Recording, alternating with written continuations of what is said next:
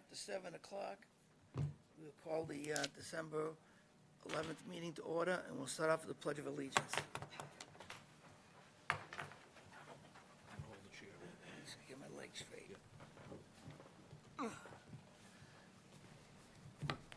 Sorry. Go ahead. Pledge allegiance To the flag of the United States of America and to the republic for which it stands, one nation, under God, indivisible, with liberty and justice for all.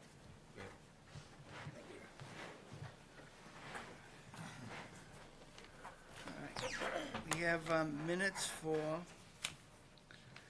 November 13th. Did anybody read them? I did. Yeah, I reviewed them also.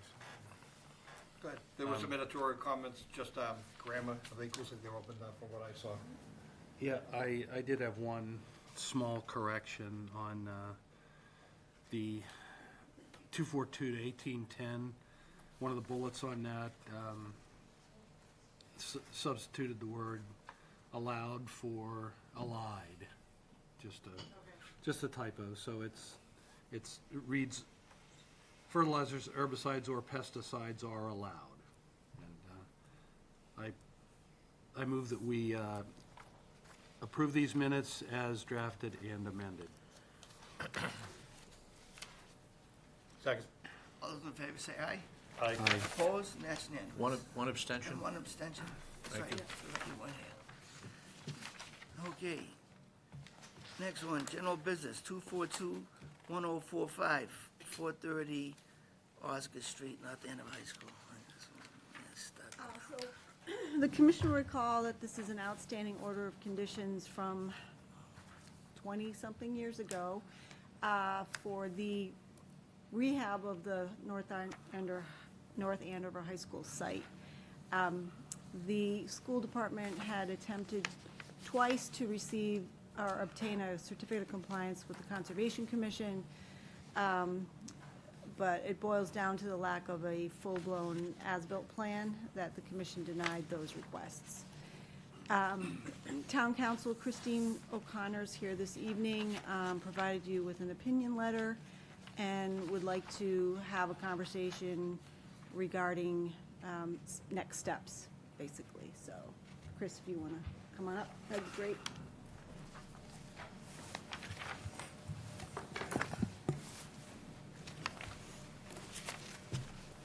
Good evening, Christine O'Connor, Town Council. As Amy noted, I had provided the commission with a review and an opinion of where we stand.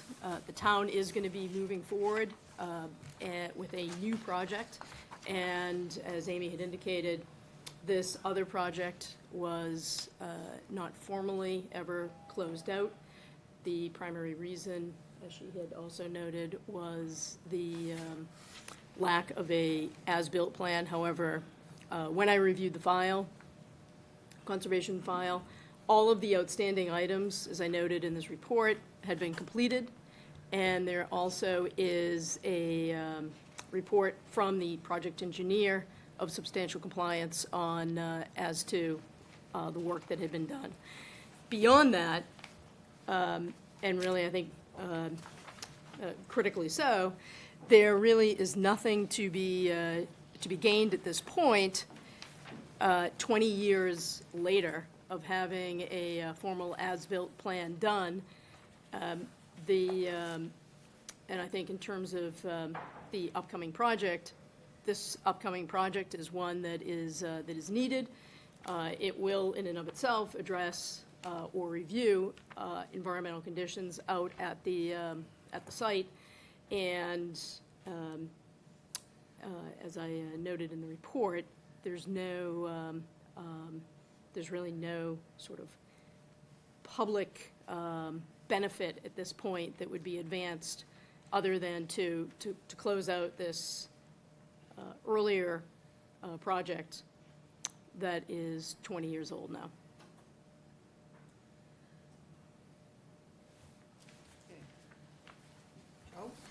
I disagree 100%. Any other applicant who was not in compliance, and they're not in compliance, would not be making such a suggestion through town council to us. It's only because it's a town project coming up that this is necessary. The town paid for an as-built. We never received it. They never did one because they didn't do their job back when it was being built. They're not in compliance. The good that we get is an as-built plan of knowing what is built on the site that they're supposed to be maintaining year after year after year and giving us annual reports of how they're carrying out the O&M plan. Without an as-built, it's impossible. They've been lying all these years. Here's what I see. It's not because of inactivity on our part. They came and asked for a certificate of compliance many times, denied for cause. They don't have a certificate of compliance because they don't have an as-built plan, which is an essential element, not a let's broom it under the table.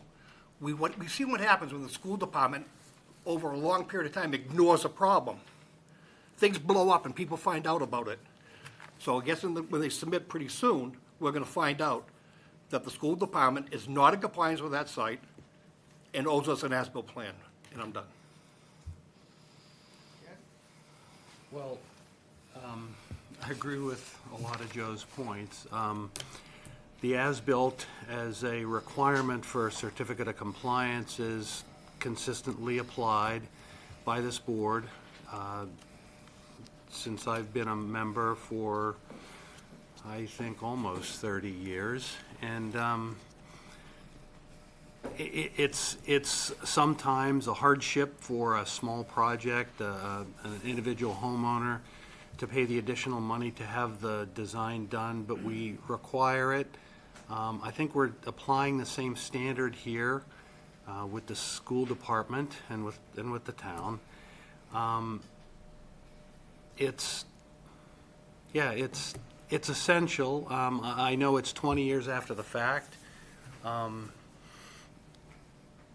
We discussed utilizing the funds to do a after the fact,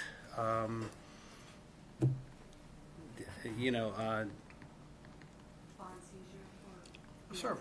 well, yeah, I mean, just have the as-built done, and use the funds in the bond to have the as-built done. Apparently, there's been some interpretation that it can only be for construction. Design is part of construction. As-built plan is part of construction. It's all linked together. So this is a hard lift to bypass the as-built plan. And yeah, so that's about all I have. Just a couple quick questions. Is the town still in possession of the performance bond? Yeah, So the money is still? yeah. And is it available to us? Or would that require court action? What would it take to get that money? Well, that's a good question, because I've actually never gone through a bond seizure process. Yeah.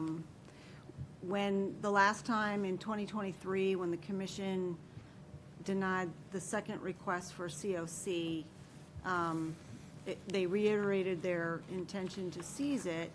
So what I did, I coordinated with Facilities Director Stephen Foster to come up with a quote from a surveyor PE that could do those services so that we would know at least what we're talking about in terms of cost relative to what was left with the bond, which has accrued interest through the years. From what I understand from Steve's inquiry and working with a surveyor, that most of that money would cover the cost, with maybe a few thousand that the school department would have to come up with to cover the rest of it. So, I mean, I know I'm asking a question Right. that sounds simplistic, but Right. And let me also just, I gave you a memo and I didn't include it in your packets, but with the new project that Attorney O'Connor has mentioned, It's actually revolving around the baseball field and the tennis courts, and minor work up at the track and the stadium.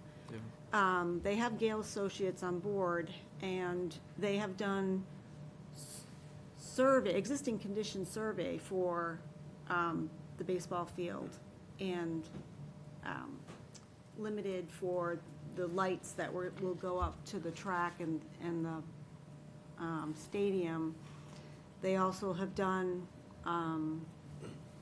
survey for the tennis courts, which will get rehabbed, and I think he said there's like 50 feet beyond the tennis courts. So there's an envelope that Gail has actually done survey for the town. So we have some as-built information that's part of this next project that I think could be useful. But I don't, and then I wouldn't know like how to part and parcel out what's left with the rest of the site that the commission would need. So I'm speaking out of order, only because there's many of us who are sitting on this commission who were here through the entire process. Nobody else in this room, I think, has the distinction of saying that they have sat through this whole process. The issue isn't done at the field. The issue is, in fact, the roadway up to the parking lot and the upper parking lot and the restoration areas that we knew, we had pretty good reason to know that they ran into difficulty during construction and they didn't build it according to plan. We know that, and that's why it's essential that we get it, because it doesn't function. That's the other thing, is you don't have an as-built plan in the sense of the term that as-built are typically used for. It's in satisfaction of proof that it was built according to the approved plan. What we have is an existing plan, existing conditions plan in that area of what's there. No comparison will be made as to what was originally submitted and approved and what changes they made in the field, and does it still function as intended or not. So that's the history going back through the whole duration of this project. And that's why we've insisted upon it when it was fresh and current. The folks on the project, the school building committee, the contractor, the town's professional manager, Pat Sayeda, they were all aware of it. They knew what the issue was. The contractor simply didn't keep the records, and nobody saw to it that they made him keep the records. That's the issue. Very important to have all that. They didn't open the doors to the building without the schematic drawings to show how the alarm system works or how the door locking system works. They got all the stuff that they needed to get the occupancy permit inside the building. They just simply looked at our order conditions and said, necessary evil. We got the permit, we're gonna do the best we can to comply with it. That's what we believe. They've yet to be able to prove that they met our permit. The reality is, we were smart enough to make certain that the order of conditions was part of the construction bid documents. It's part of the construction. The bond covers it. It's in the contract. So there's no question there. So it's certainly part of the construction. And it's that history that some of us on here collectively have probably well over 100 years worth of history on this commission, who remember all of this step by step. We don't forget things like that. And to see it come in now in light of what we hold a standard to every other smaller applicant who's in noncompliance, we make them comply. It's simply not fair, from my perspective. So I'm sorry to jump in. I don't want to miss the... No, that's okay. I'm just trying to feel my way through this, Joe. It's, as a commissioner and a resident of the town, I find this, I guess for lack of a better word, embarrassing. We shouldn't be in this position. The town shouldn't be in this position. This commission shouldn't be in this position. And as Joe stated, this is not new. This didn't just happen. This started happening the day that the occupancy permit was issued. I recall a member of the Board of Selectmen coming before this commission 20 years ago, upset about the design of the driveway because it didn't suit her liking. And she wanted us to change the design, which would have required waivers which weren't necessary because the method of construction was suitable, and as we see, it works. Everybody may not like it, but it works. Council recommends and I appreciate the recommendation. Council recommends the CMR allows us to give waivers in instances of overriding public interest. I would think that that should be a last resort. I think that if we issue a waiver, if we were to issue a waiver, we would be helping the town, but we would be telling every other applicant in town there's a way out. And that's unacceptable to me as well. I would very much have preferred that some meetings took place at a higher level and they found a way to get the money which is available, which we know is there. That money's sitting there. We should have already had it, and that this could have been solved. And I guess that's where I stand. This is just unnecessary to me. Thank you. I'm in agreement with with Joe on that. My only thing is, it was 20 years ago. How they got an occupancy permit, who signed the form you from the Conservation Commission to say that everything was compliant? That information is right here in this package. You know, I mean, I'll look to it. I think it's, I'd have to research I that. think, I saw whose name it was, and I saw I somebody don't else's think it's name. going to require a whole lot of research. No, No, yeah, no. I It's mean, right in the packet. I No, just have I to- saw it.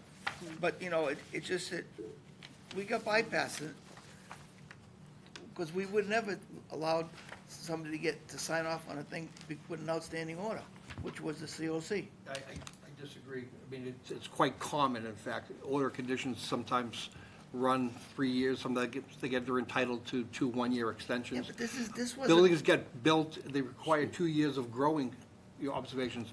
They don't get a certificate of compliance until maybe a couple of years after they've moved into their house. So that's not, But the fact that they got a certificate of compliance or not shouldn't affect the fact they're gonna get a CO, because they're gonna get it when they meet the life safety requirements to get one under the state building code. And whether we have a CR, or, order conditions or any other outstanding issue as part of a still surviving order of conditions, it wouldn't hold up a certificate of compliance. The other thing is Should be, that occupancy. the school is where it is. School, we're gonna move it. If when we do an as-built and it ain't there. My thing was, we should get a utility as-built, where we know where everything is, and the stormwater review, to make sure everything was there that was designed to. Those are the most important things that we're after, right? Is stormwater and replication. Where they're building, where they want to do the tennis court, that's all wetlands. I can't believe it's there. I mean, I never walked the Well, that tennis goes court. back to the 76 school, Right. the old high school. Yeah, so, you know, so they gotta come back with a design for the tennis court and the baseball field, which is pretty much where all the impacted areas are, pretty much. You said up top, I don't remember wetlands up top, except up by the track at the, It's the whole easterly side of the parking lot driveway area with the houses yeah, back all the into way up the Osgood. roadway. Back into, Yeah. backyards in Osgood. I mean, I've been up there firsthand, I mean, I know firsthand that it's been replicated. Matter of fact, I don't know if I should say this, but the first time I was on this commission, I got fined $50 for dumping snow where I wasn't supposed to. I didn't know, you know, there was no, you know, there were signs, but they had gotten knocked down or whatever. But I think we can work around the COC. I understand, and I agree with you. I would be the first one to tell you not to have a COC. But if we can get them, when they're doing this project moving forward, to get all the stuff we need, attach it to the whole thing, so we can get an as-built for the whole thing after the improvements are done. So we have all of it. This way they can continue. We still got the bond, and we keep the bond until they do it right. And, you know, instead of just everybody just sitting here and we postpone things, in the meantime, it costs us millions of dollars for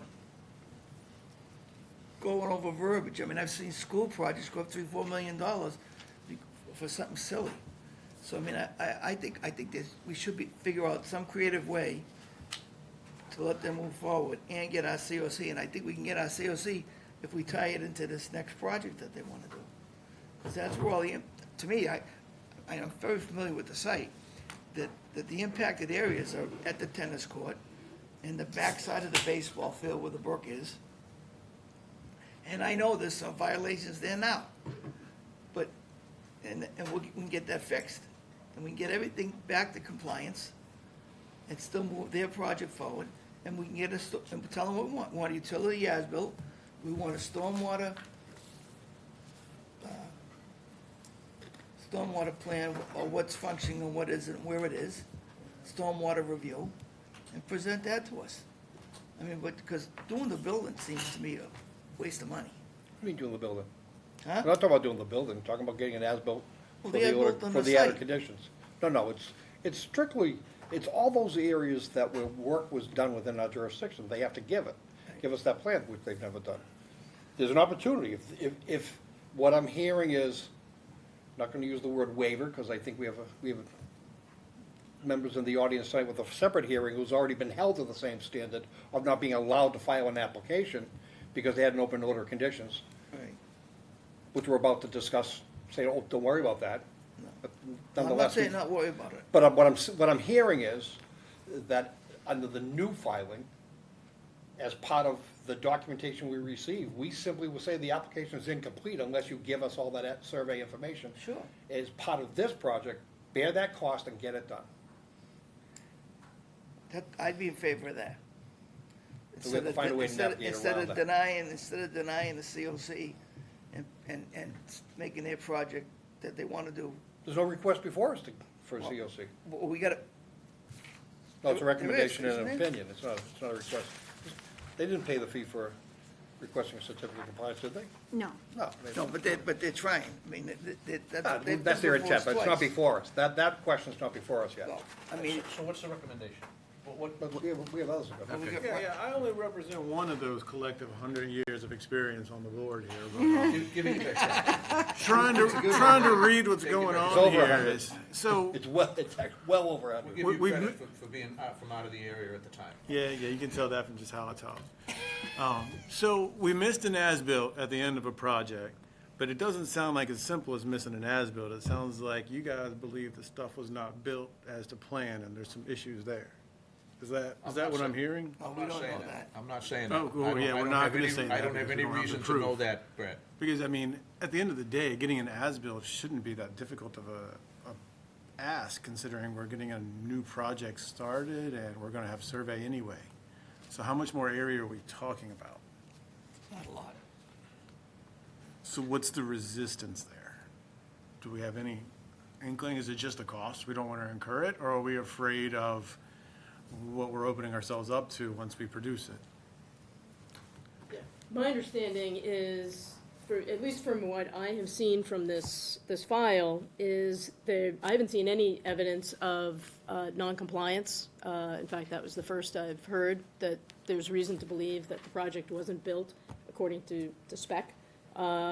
And, I note at the bottom of this decision that in January of 2023, as-built plans for wetlands replication, bird box plan, snow management plan, and utilities were submitted to the Conservation Commission, along with the engineer's certification that in 2005, the project, quote, was completed in substantial compliance with the approved plans and in compliance with the order of conditions, and then cited to the CMRs. So I don't know what is being referred to that is out of compliance. But what I would say is this is a town project, and it is being advanced in the public interest, and on behalf of the public. My understanding also is that when the school department, as of late, and when I say as of late, I'm looking at it, when we're looking at a project, an outstanding project over a 20-year period, before a board. So as of late, it was, I think, in the 2018 2018 was. that the school department apparently came back before this board and was denied. In this particular case, we have a new project coming up. The project was bid. There's a scope. There's a budget for that project. And so, to be upfront with the board, whatever sorts of as-bills will be advanced will be part of that project. But what I was saying in this opinion is, given that really there had been long lapses on this project where it was sort of hanging out there, that at this particular point, really, I don't know exactly what the as-built would really even serve, but to hold up the upcoming project does not seem to be a, Mr. Chairman, can I ask a follow-up question? You said the project was bid, and that you have... no, the new project. The new project has been bid? Well, they at least have bid the. Design. The design, yeah. Design is underway. But Yeah. not construction? Not, yeah, No. So is there a vehicle where we can, I don't think you're getting out of this without getting an as-built. From what I've heard, I think they have the votes to make that happen. So how can we get our as-built and not hold up this project and incur additional construction costs? Is that a question we can answer? Is there an answer to that? I think In my opinion, in order to move it along and not have to waive anything, they have to offer as part of their application all that supporting information, as part of their NOI to us for that project, have the as-built done, make it part of the submission, therefore we can receive it and review it and accept it for what it is, assuming it's not an issue, and then grant that certificate of compliance at that point. But it's before the application happens. They can't be asking it during the application. We can't accept the application if they're not in compliance with an open order condition, a non-compliant project. They're just simply not eligible by our bylaw to apply. We've actually been through that. We've got an opinion from DEP on that. So it would be like a pre-construction condition No? for the new project? Bring the message back to the project team. As part of your NOI, you are going to present the project and your as-built. It'll be before us unofficially as part of the new application, and we can then act on it. I think we're saying the same thing. I just use terminology that. But not pre-construction. It's going to be done prior to submission of the application to us. There's a distinction. That's how we get around the bylaw piece of it and hold our heads high and be consistent with what we've done with all other applicants. Don't accept the application, but have them give us the information we're looking for as part of that application. Is that what you suggested, Lou? From close? Similar. Look, are you all set? Yeah, that does not sound too onerous. I would like your opinion on that. So you're saying that you will still want an as-built for the 20-year-old project, and before you act on the new project, the as-built has to be done? I think Before when you say even worked apply- on, you mean voted on. Before you apply, that as-built has to be done. They can come in simultaneously with part of your application. That way, the first action we take is receive the as-built, act on it, and then take the new project on its own face value. So that was my question. So if the new project has, which I assume it does, a time frame, that project wouldn't be advanced until this other as-built plan is bid and somebody's hired and somebody then puts the as-built together? Is that the time frame that we're talking about? I or- think, and this is, I stepped in late to the conversation, but I Sure, think this is yeah, what yeah. I'm hearing, Yeah. which I like, is consistent with our precedent, right?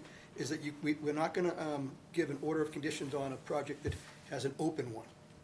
And what you need to do is close that out, and I think what Joe's suggesting to try to do it most efficiently is close it out and submit your new one simultaneously. That way we stick with our precedent, and you're moving as quickly as you can with our precedent in mind to get your project moving.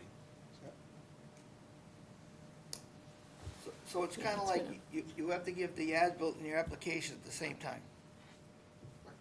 Right, that was my understanding. I mean, I think that's Right. going to We're not. work to delay This the- commission is not gonna let go of the as-built. Now, you say we have a utility as-built? We have, Only the new it's- proposed work area. well, the contractor provided some information on, it's not a formal as-built stamped, it's just numbers of inverts and stuff like that for, various utilities. And what I'd like to know is, with the current survey that Gail is doing for the new project, what percentage is that of the as-built that we need for the old project? How much more is needed? And what does that look like? Can Gail's contract be, a change order where we say we're gonna tack on additional survey for the rest of the project?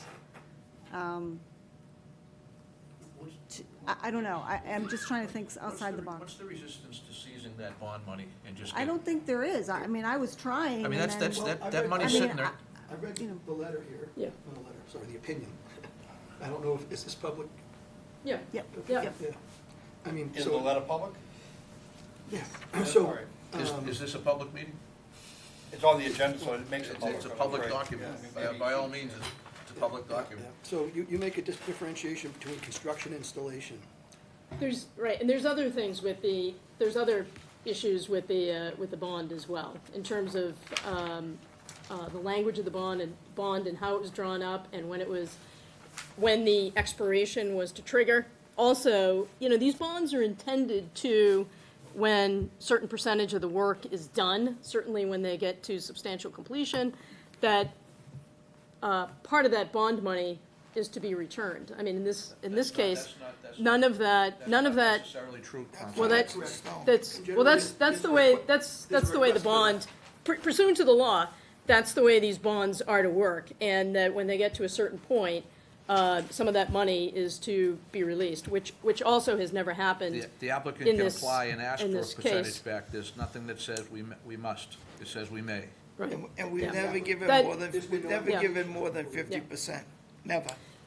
Yeah, I'm not, belaboring that point. However, that is the way it's supposed to work. And what isn't supposed to happen is clearly what has happened here, is that you have a project that has just lingered on in this way for 20 years, including the bond. And to get to the point where you have a as-built plan that is done for a project that is 20 years old, and in terms of whether compliance is met or not, I think is going to be somewhat challenging under even, an as-built done today for a project that was completed 20 years ago. That's not, again, that's not the But- normal But it process. is, it is up, it is up to the applicant. How Well, they figure out how they it- wanna pay for it, whether they wanna seize bond, whether they wanna, go out and, Yeah, I mean- ask town meeting, it's totally how they wanna fund, it's up to them. The reality is that, the town of Good Faith signed a contract with the contractor. He submitted a bond. The bond included information from our order of conditions. It's part of the project, I'm sure, in many instances, including the bonding company saying, at some point, can I release the bond? Am I paying the juice on this thing year after year after year? So is the bond still valid? None of our business, really. The applicant is the town. There's an obligation to finish the project in accordance with the order of conditions. They need to do that. And how it is they do that, we're trying to find a mechanism to let that happen without holding up the next project. They've known this for 21 years. They knew it again in 2018. They're here now, and I'm hearing it's going to be cause for delay. Not on our part. They simply disregarded it before coming in. Not our problem. The 3/4 of your project that you have now coming, that you're gonna do down the road, the Yeah, yeah. baseball field and the Yeah. tennis courts and all that, 3/4 of that, where you're working, is probably what we'd be looking for in the as-built. I mean, you're talking from the entranceway, pretty much all the way up to the building. Correct. Clarify, what is this project 20 years ago? High The school. whole freaking thing? Yeah. So we would have expected an as-built for I'm gonna have to believe the whole that. site. I was like, wait, no, I was good. So by you, That's how the dialect wasn't on the road, that's just the way so they by talk. you, if you use this, the guy you have the contract doing the engineering work, I'm sure you could give him a little bit more money just to do the rest of it. It's not that much more, because you've already gone almost all the way up to the school, because you got the tennis courts, that's pretty much the whole roadway. The wetlands on the roadway side are pretty much all overgrown and done anyways. But, I mean, you wanna have it. I know when you get down by the baseball field, you're gonna have a violation, because they got a parking lot in there that was never there. They have a shed that was there that was never there. There's a bunch of stuff. You know, like I said, we're gonna open up a whole can of worms, but if you can get him to do the as-built, because he's got it half done. He's gonna have it half done. He's got the catch basin, you said, the elevations. So now we just tell him, just go the rest, have him go, All give the him way some more up the- money, have him do the rest of The road. the roadway. And then he has it, you present it to go along with your NOI, and we're done. We get our as-built, and you get to move your project forward. Well, doesn't it also, it's still an open project. Is it all that it needs? I mean, I did read it, so there's nothing else necessary other than the as-built? No, but other than, like, Violations that have since occurred. yeah, I Which will mean, the, not need to be Which would rectified. just show up. Yeah, which need to be rectified before they get a certificate of compliance. Right. So it's a two-step system. You know, stormwater catch basins and stuff, they've never been cleaned or maintained or checked. So the requirement for annual O and M and resubmitting a report to us, I mean, they're in violation of that. Yeah. I mean, this is opening up a can of worms, but it's literally, that's where I'm really finding myself in a tough position to be critical of our own town leadership. But the reality is, we require applicants, homeowners, businesses, people that we want to welcome into town, we obligate them to do things and continue to do things and submit documentation year after year to be in compliance with the ongoing perpetual conditions. We let the town skate, and we shouldn't. It's not fair. It's not fair to the airport. We've held the airport to the standard on many other projects, yet they're in the room tonight for a different project, and they're sitting here probably thinking, what's going on here? Are they gonna let the town skate? What's wrong with us? We're not- That's what it sounds like. That's what it looks like. We're not letting the town skate. We're just trying to help them so they can get, I don't want to say no, because I'd like to see the project go ahead, because it's only going to cost us more money, like at the middle school. They dragged in Knuckles, and the price, right out of, But I want to be careful, and you started to hit the nail with the hammer properly, but you didn't drive it home. The as-built plan is just a piece. It is the key that opens up Pandora's box. right. When they go out and give us that document, we're going to find there's things that they've done around the tennis courts, there's things that they've done in the football field, in the baseball field, there's new parking lots. They haven't met their O and M plan requirements. You're gonna find all these things, so now we're gonna have an as-built plan, and the town's gonna say, well, you said that's all we needed to do. We're gonna say, but look what you're showing us. You're proving to us you're not in compliance. And I think that's, from my perspective, That's the it is a two-part issue. It's not just the plan. And just like any other applicant would expect them to be in compliance, and if they weren't, they'd get in compliance or file an after-the-fact modification. I think. Okay, so we have to give the attorney, the town, some direction, what we're looking for. So if we can get the Gail to do the as-built, as part of his presentation for the new project, and then we can go start from there. Is what you're describing actually gonna be an as-built that's good enough to make you happy? It doesn't sound like it. It sounds like they're doing this Don't know project what's in the gonna southern show. area. Don't know No. what- They're doing this project in the little southern area, and he's talking about maybe doing the road that wraps around. But the as-built is supposed to encompass the entire thing, the stormwater system within the football field and the track and all that. It doesn't sound like y'all are on the same page on what you're asking for. Well, so I don't know what the new project is, other than what we've heard described tonight and what we saw in the memo that was circulated last week. Yeah, I think everything's just in that southern area near the baseball fields and the tennis courts and stuff. It has nothing on the Well, north they side. they're doing lighting up in the track up top. Right.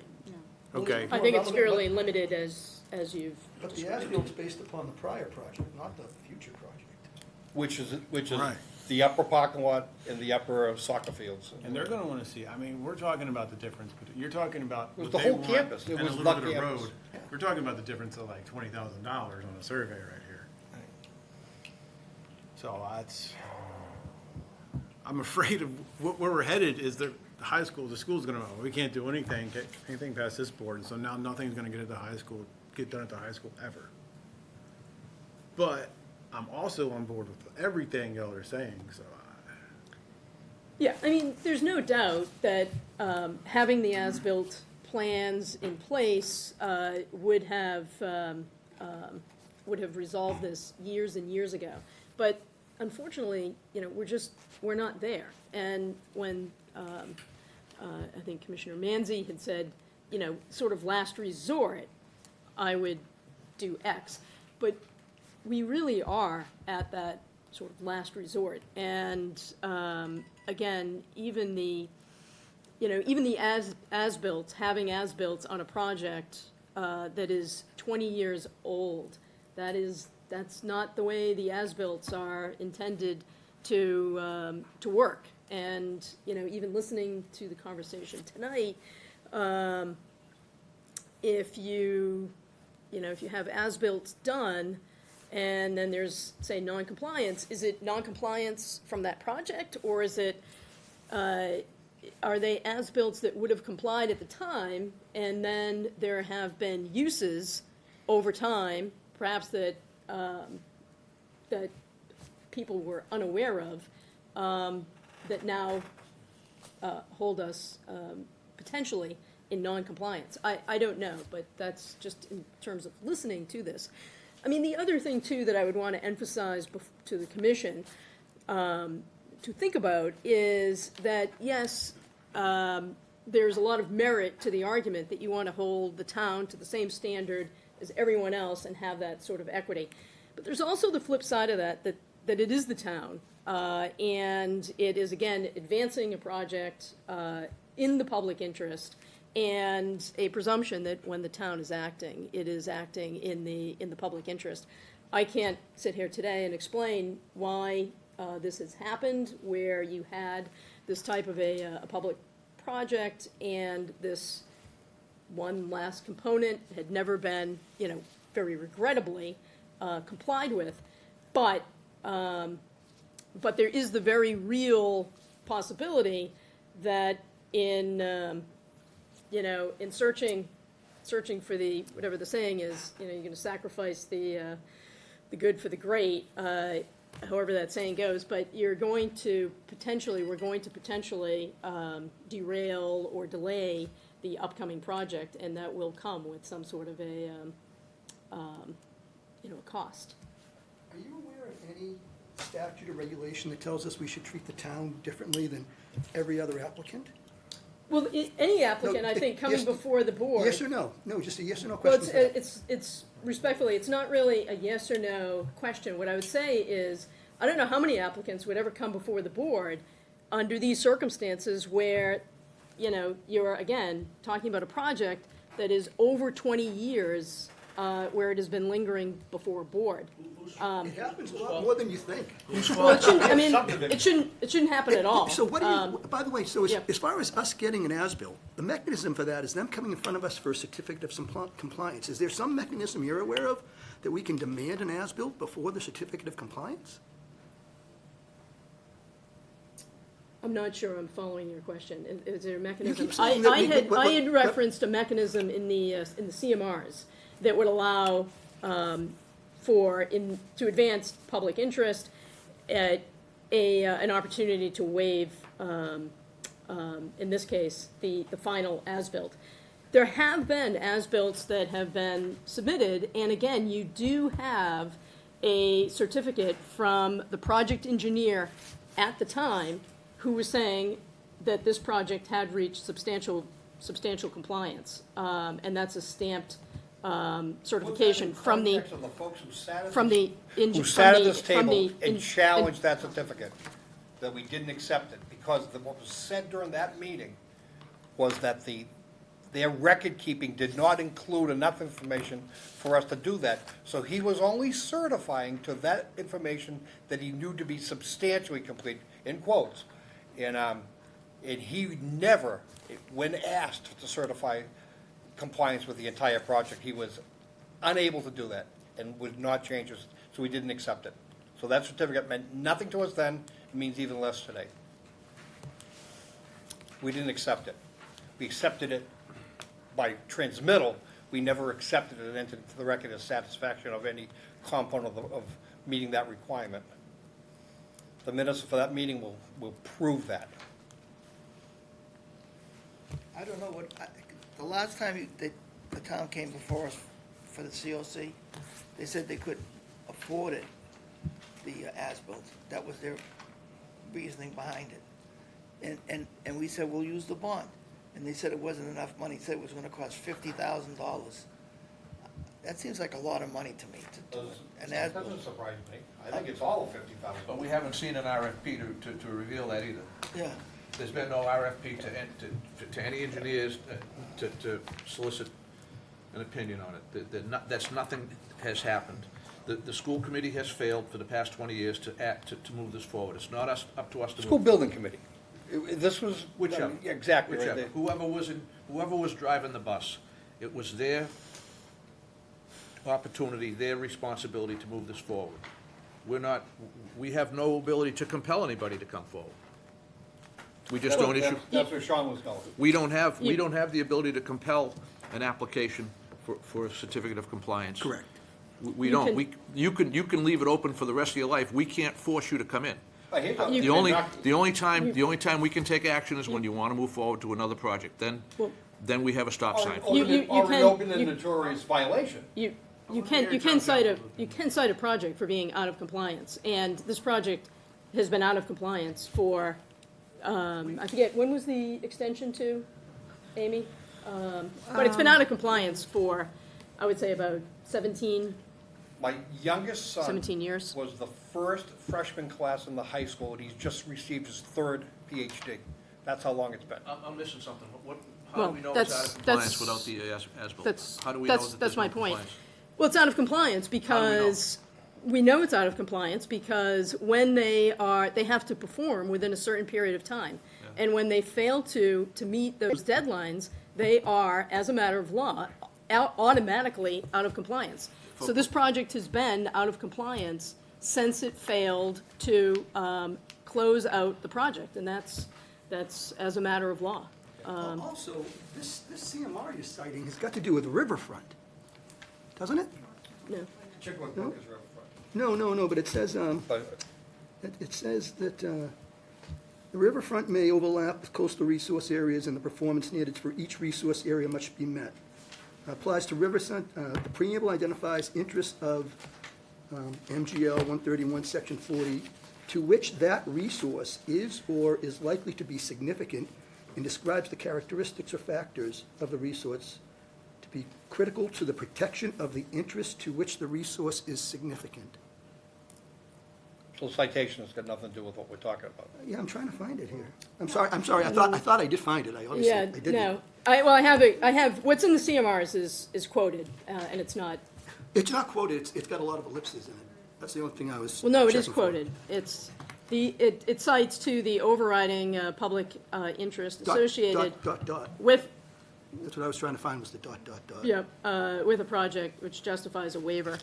Mr. Chairman, we put But, in any event. full 45 minutes into this, and we're not getting anywhere. That's what I was bringing up. Yeah. We, I'm going to ask that the Conservation Administrator because I don't want to say it's just the as-built plan, because there are other things.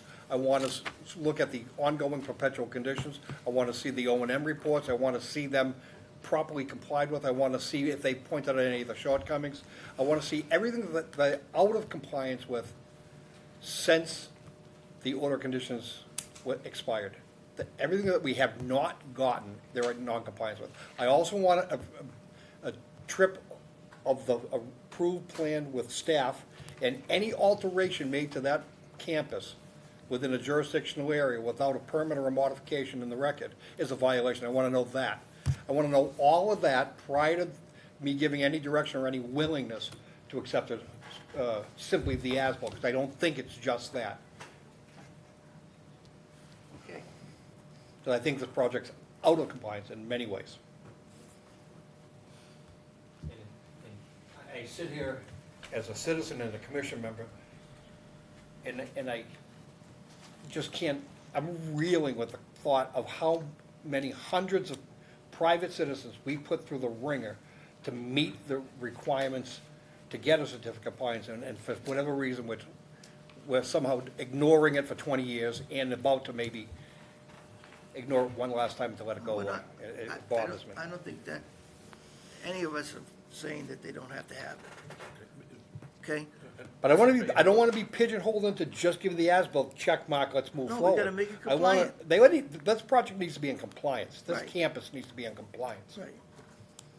Okay, so you got the direction from him, and, That's me. well, I mean, I those can't are the direct things that it. you're asking for, that I think But it has the to be through commission the would be chair. interested in it. It sounds like there's a willingness to, and a mechanism in place to get moving on this as-built. Part of it's already done by the work for this new planned project. We could apply the funding from the bonds to supplement that design effort to accomplish step one, and then evaluate from there. But if we don't get to step one, we're getting nowhere. Why don't we just, what do we have to do to get that money from the bond? Work with our design firm that's already has boots on the ground, and move this thing forward, achieve the town's goals as well as our goals. Believe it or not, I mean, we don't want to have projects hanging out like this. This is not what we usually do. So anyway, that's my suggestion. Okay, So if now the high school disappears, they don't put in any applications or anything like that. I did hear from town council, there could be some vehicle where we now demand our as-built so we can at least close this issue out somehow for the next time when the high school wants to do a I project. don't want to do it piecemeal. I want to find everything that we find that's in There's other non-compliance. things. Let's give them one enforcement order, including an as-built. That's outstanding. And these are all the things you need to rectify. I'm just thinking, we're probably not gonna hear from the high school after this, so. you will. We will. You will. okay, thank you. All right, sure thing, thank you. Have a good night. Yep, two. Okay. Modification, 242-1810, Osgood Pond Dam.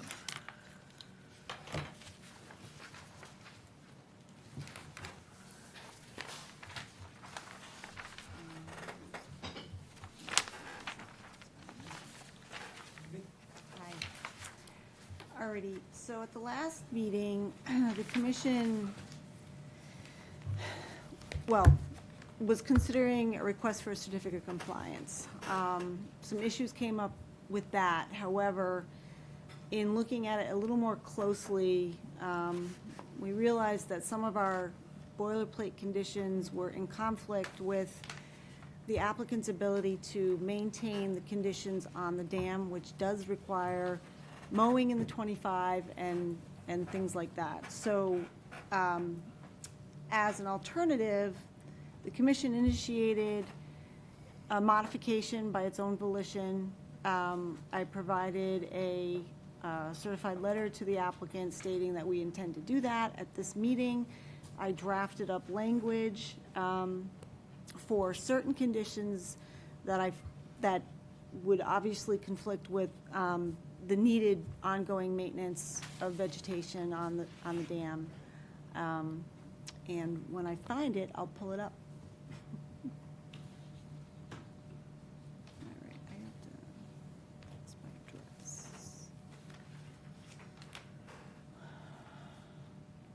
Just give me a second. This one simply, most of your forward RDA application. agenda item. Would it be possible to have this item moved up just to be discussed right after, or?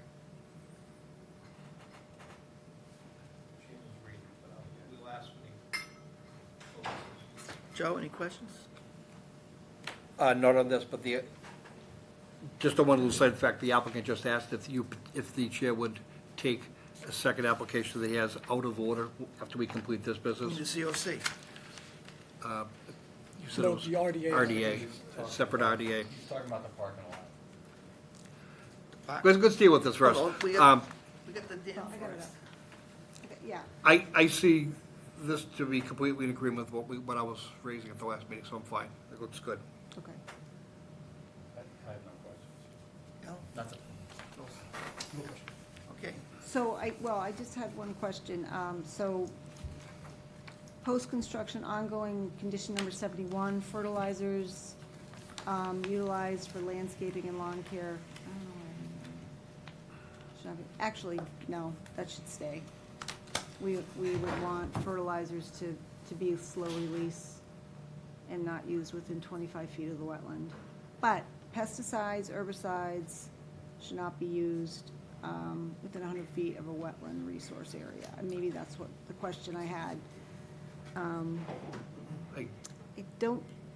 I think maybe it's more mechanical mowing to keep vegetation down as opposed to trying to kill, or. First phase treatment was cutting the woody stuff that was what's greater than an inch, and then painting, the stumps. So that is a herbicide, but that was covered under that. So once you've got the woody growth down and under control, is it typically just mowing from this point forward? That's correct. To keep it in check, so no more need for pesticides No more. and herbicides in the future. So I agree. Okay. And when they go into a second phase, that'll be a separate NOI and a separate order of conditions. And post-construction ongoing condition number 69 was revised to coincide with the Office of Dam Safety quarterly reports for monitoring, so there wouldn't be a conflict there for the engineer.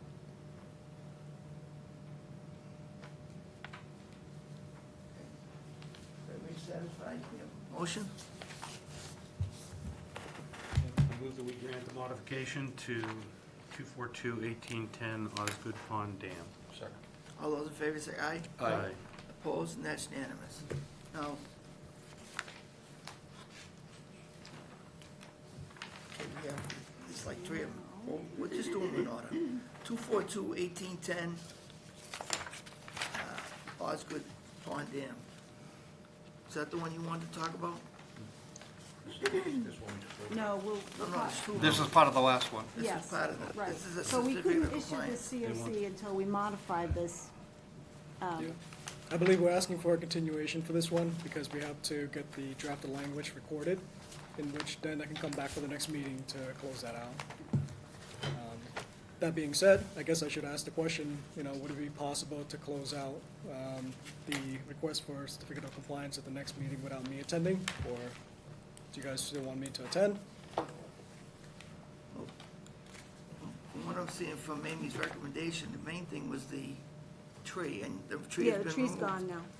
Yeah. Do you have any more questions, Joe? I do. Okay. Joe's all set. I'm all set, yeah. Yeah, is part of our order, does it impact that stretch of land owned by the Sutton Hill, or the Sutton Pond condos, that needs to be mowed for access to the septic tank up there on Main Street? Yeah. Okay, So is that mowing requirement part of our order? They planted it, I know that was part of the order. Is it a requirement that they mow it? Is it gonna No. affect- No, but the is it- modification allows it. It's allowed. Allows it. It's allowed. Okay.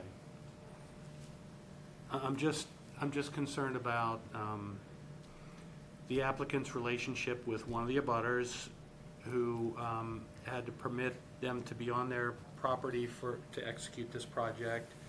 They feel that they've been wronged in a way by the project, and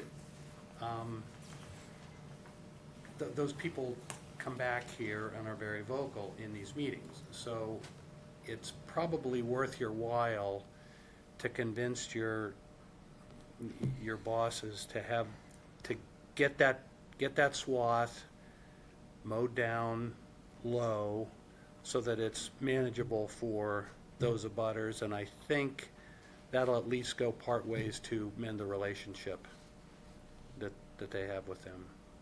I'm not clear as to which swap. They're Okay. talking about over the the septic tank pump chamber, Yep.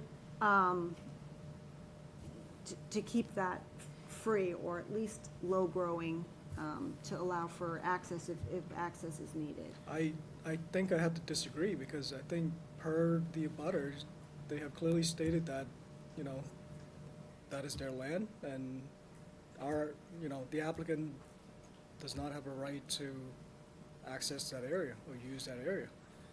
If things are growing because we planted seed and it has migrated into that area, it's Yeah. nothing that we can I don't want to control. hold this up, but that's not our understanding based on the last time the abutters were here. Okay. Okay, and that's part of a larger dispute that I think they have with the Sutton Pond Condo Association. But that would be an act of goodwill that we could influence on this project that I think would be worthwhile for Sutton Pond Condos. I can certainly relay that to the applicant, but from what I understand, conversation with legal counsel is that they do not or should not carry conversation with the abutter unless there's legal counsel, and whatever rights they may have, we're not Yeah, privy maybe to. there's a misunderstanding here, but the last I've heard from the abutters is they're asking for Sutton Pond Condo to mow that down low so that then they can maintain it and move on from there. So Okay. I will pass let's along the let's message. straighten that out, Yep. and maybe that has to be done in the presence of an attorney, but it's probably the right thing to do. That's all I have. Al, I'm all set. motion. So Jack's suggestion was just verbalizing a hope that happens, but not affecting the Right, certificate. no, we can't put that in it. Okay, so I'll move that we grant certificate compliance for 242-1810. All those in favor say aye. Opposed, and that's unanimous. Thank you. And I guess I'll ask the question again.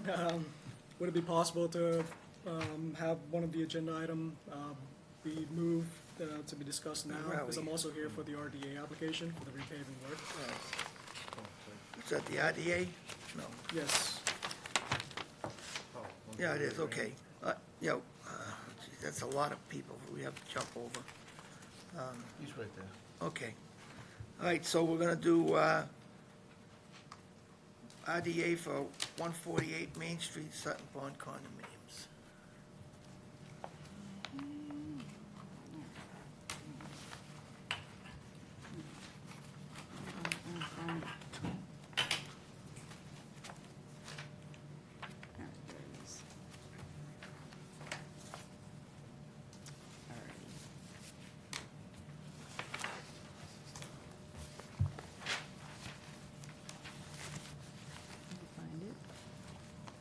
Alrighty. So the commission will recall this project involves milling and overlaying the existing parking lot at the easterly side of the complex closest to Osgood Pond. There's going to be 3 catch basins that are going to be replaced with deep sump hooded catch basins within the limit of work and paving. Existing square footage of the pavement will be maintained and no new impervious surfaces will be added, and grades are not going to change.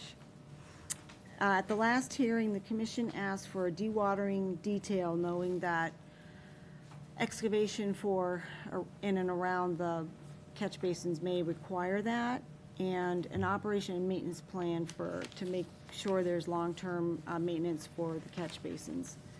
The plan has been revised to add a dewatering detail, right up here, and you received a O&M plan as well.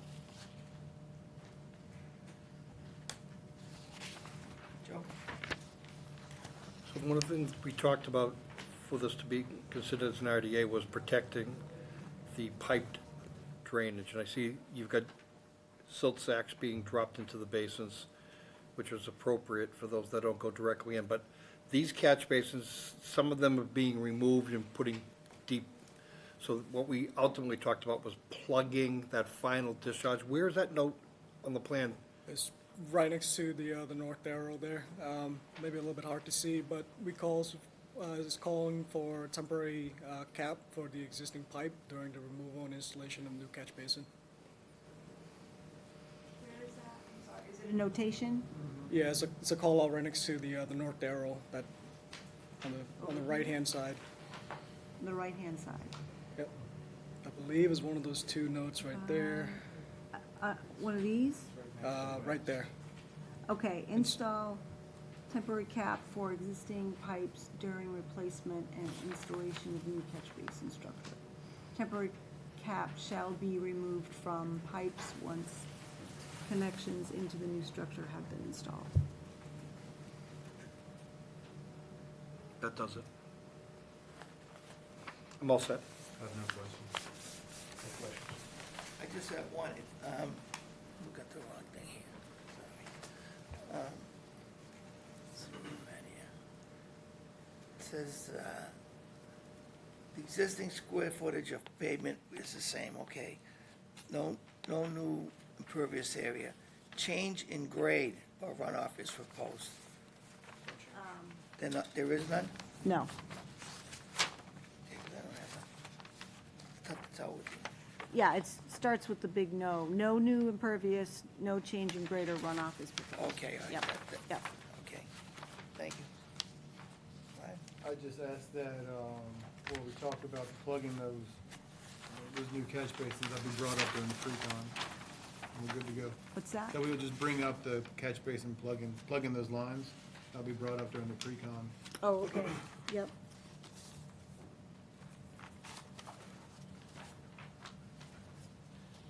Sean? Parking lot's not getting any bigger?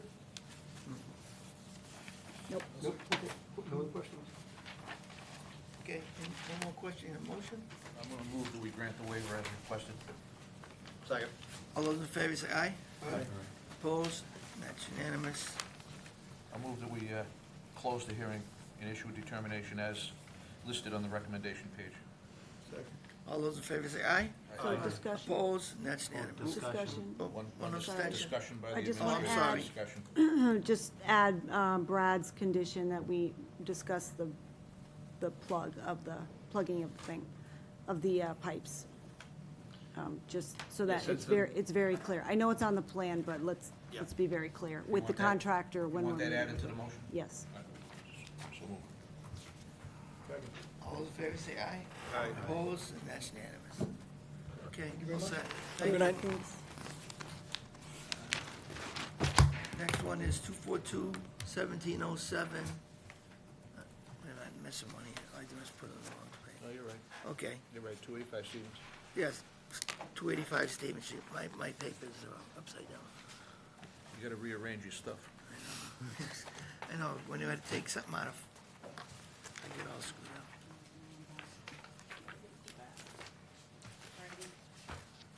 Okay, Commission will recall that this order was issued in August of 2017 and governed construction of a new single-family house and associated appurtenances, buffer zone restoration, and a fieldstone wall at the 25-foot no disturb zone. In May of 2023, the Commission issued an after-the-fact amendment to permit and approve a planting mitigation plan for an 8-by-8 concrete pier that was installed into the 50-foot no-build zone, resulting in 4 square feet of a second-story addition to be in the 50-foot no-build.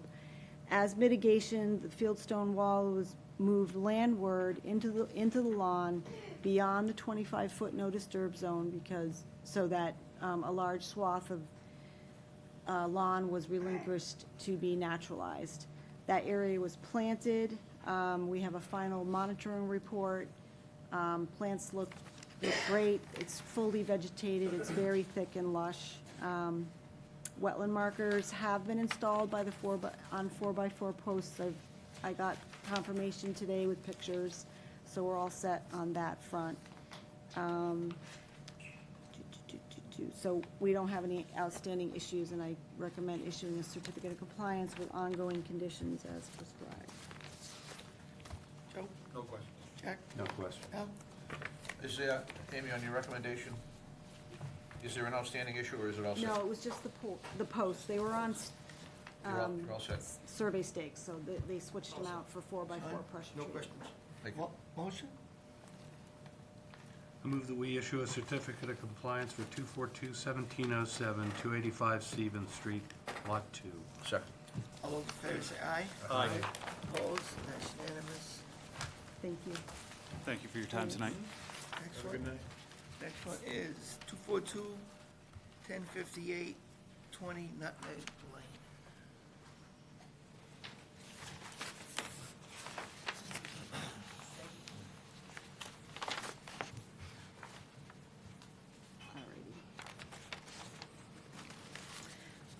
This order was issued in January of 2022, and it governed the demolition of this existing single-family house and construction of a new house.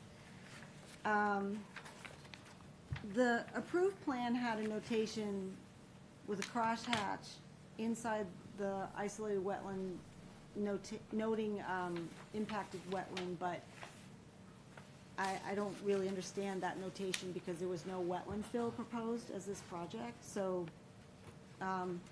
the only thing is that the old house was very close to the wetland. The commission provided for a 30-foot no-build zone and took 1,850 square feet of wetland replication as mitigation, which I think that's how it played out. The certifying engineer is here this evening. What he did was have the wetland freshly delineated so we knew how much wetland was out there versus what the replication area was proposed. And he found that there was more, even more wetland than the replication was originally proposed by twice as much at least, or something like that. So we have a larger wetland now. Lexi and I did visit the site today. We agree with the wetland delineation as is now. There was a stone wall that was required at the 25-foot no disturb zone. Those measurements are a little off so that the wall is a little bit closer to the wetland. The house is a little bit closer. And, you know, the wall, I think in the beginning was supposed to be a barrier to protect the 25. It's really more like a decorative landscape wall. So it's not doing really much in that respect. But I can say that the owners that are bringing this forward bought the house in April of this year. So, you know, they fully inherited what exists on the site now. There is a drain at the corner of the driveway that is discharging into the 25, daylights. You see the pictures. There is a section of stockade fence that is perpendicular to the house that is within the 25 as well. The 25 is really not vegetated much. It's pretty much mulch. The other changes at the back of the house, the deck and the patio are all outside the 50-foot no-build zone. So that's basically my site observations from today. Steve Stupinski, land surveyor's here this evening, if you have questions. Joe? Yeah, this particular development had a very checkered history to it, which ultimately resulted in the overall subdivision being like a negotiated order of conditions through a superseding order through the courts. the courts. And the individual lots did come before us, and some of them had to be shoehorned in, just given just how old the project was, this being one of those. My question, though, to Steve is, and I'm not, sometimes the numbers can be, the distances, but in numbers can be a little misleading. You had them resurvey, right? Is that what I heard? It's part of what you said? Redelineate Back in the the April? wetlands. Redelineate? Yes. So did you redelineate as what existed at that time physically on the ground?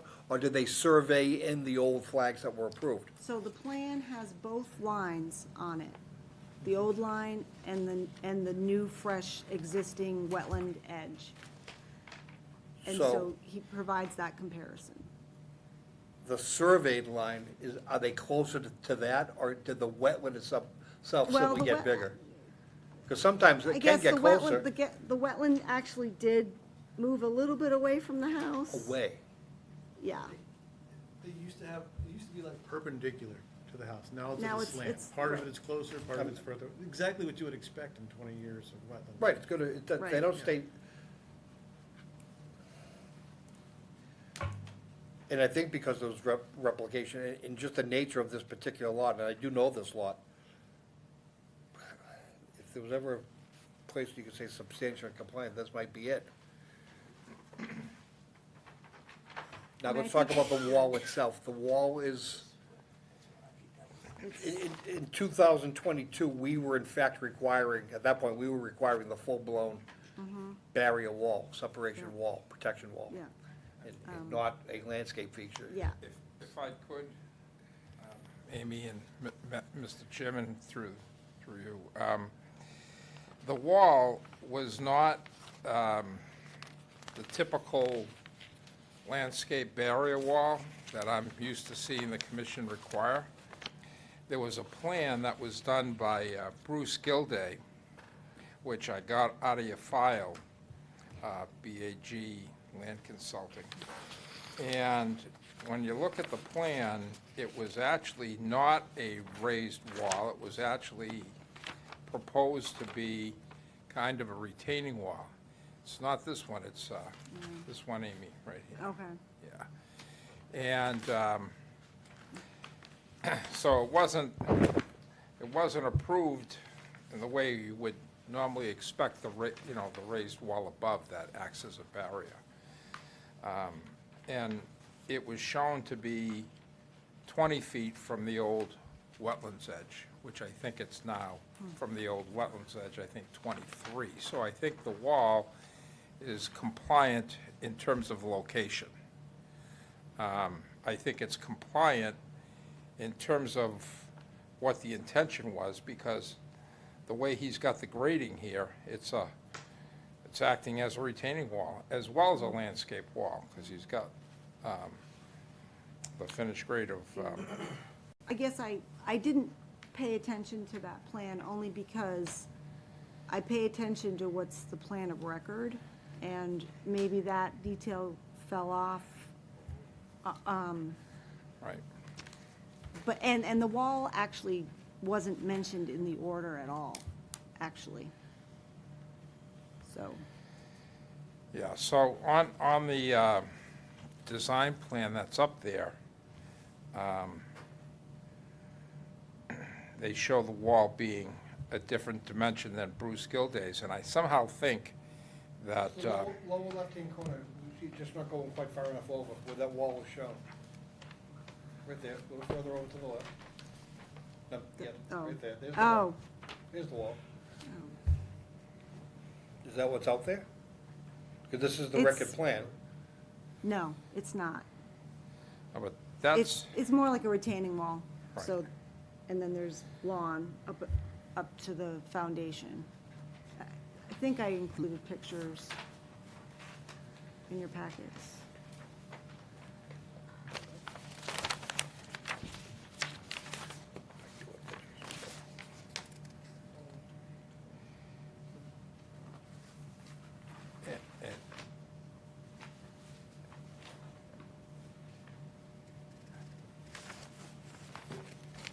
I think Gilday's plan came after I somehow, from what I could tell, there was some issue out here. I don't know exactly what it was, but I think somehow Bruce Gilday went out, he took pictures, he has lines with the wetland lines and photo labels and directions, and I don't know. I tried to put it together as best I could from the file stuff and what's out there and what's in the order. I'm not gonna say it's over 20 years old, and it's in the public interest to prove it, but, you know. Point of that stockade fences, Say that again? what's the point of that stockade fence? Is it just that one It, panel that it we? really seems like a privacy thing. It's, I mean, is it or just, Is this a cul-de-sac down here at the other end? Does it block people from walking through that area? no, this, no.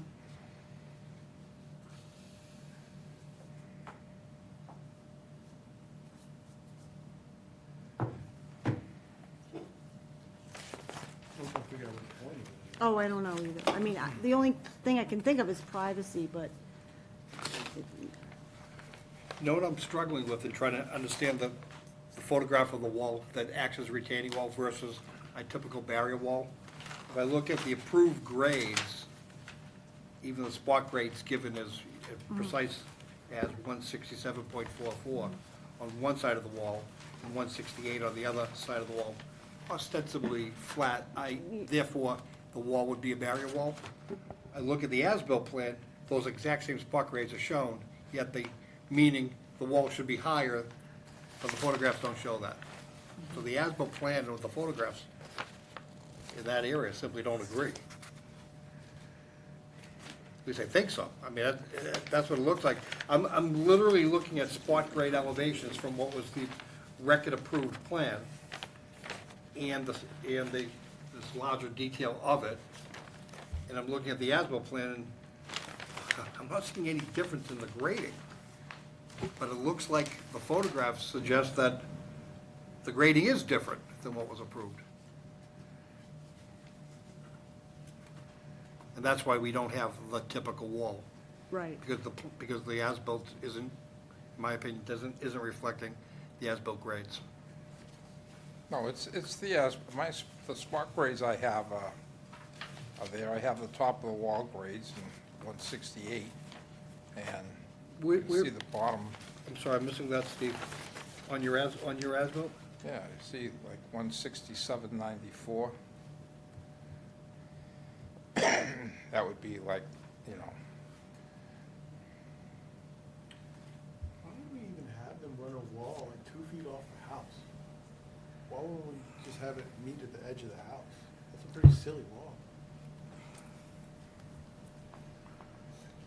Physical barriers.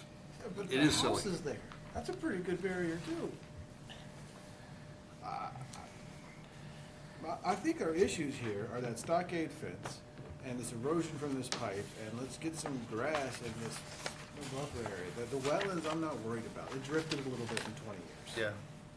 Yeah. That fence, it's not what's on the plan. I also don't care. It's not, getting it exactly right, it's not gonna make anything better.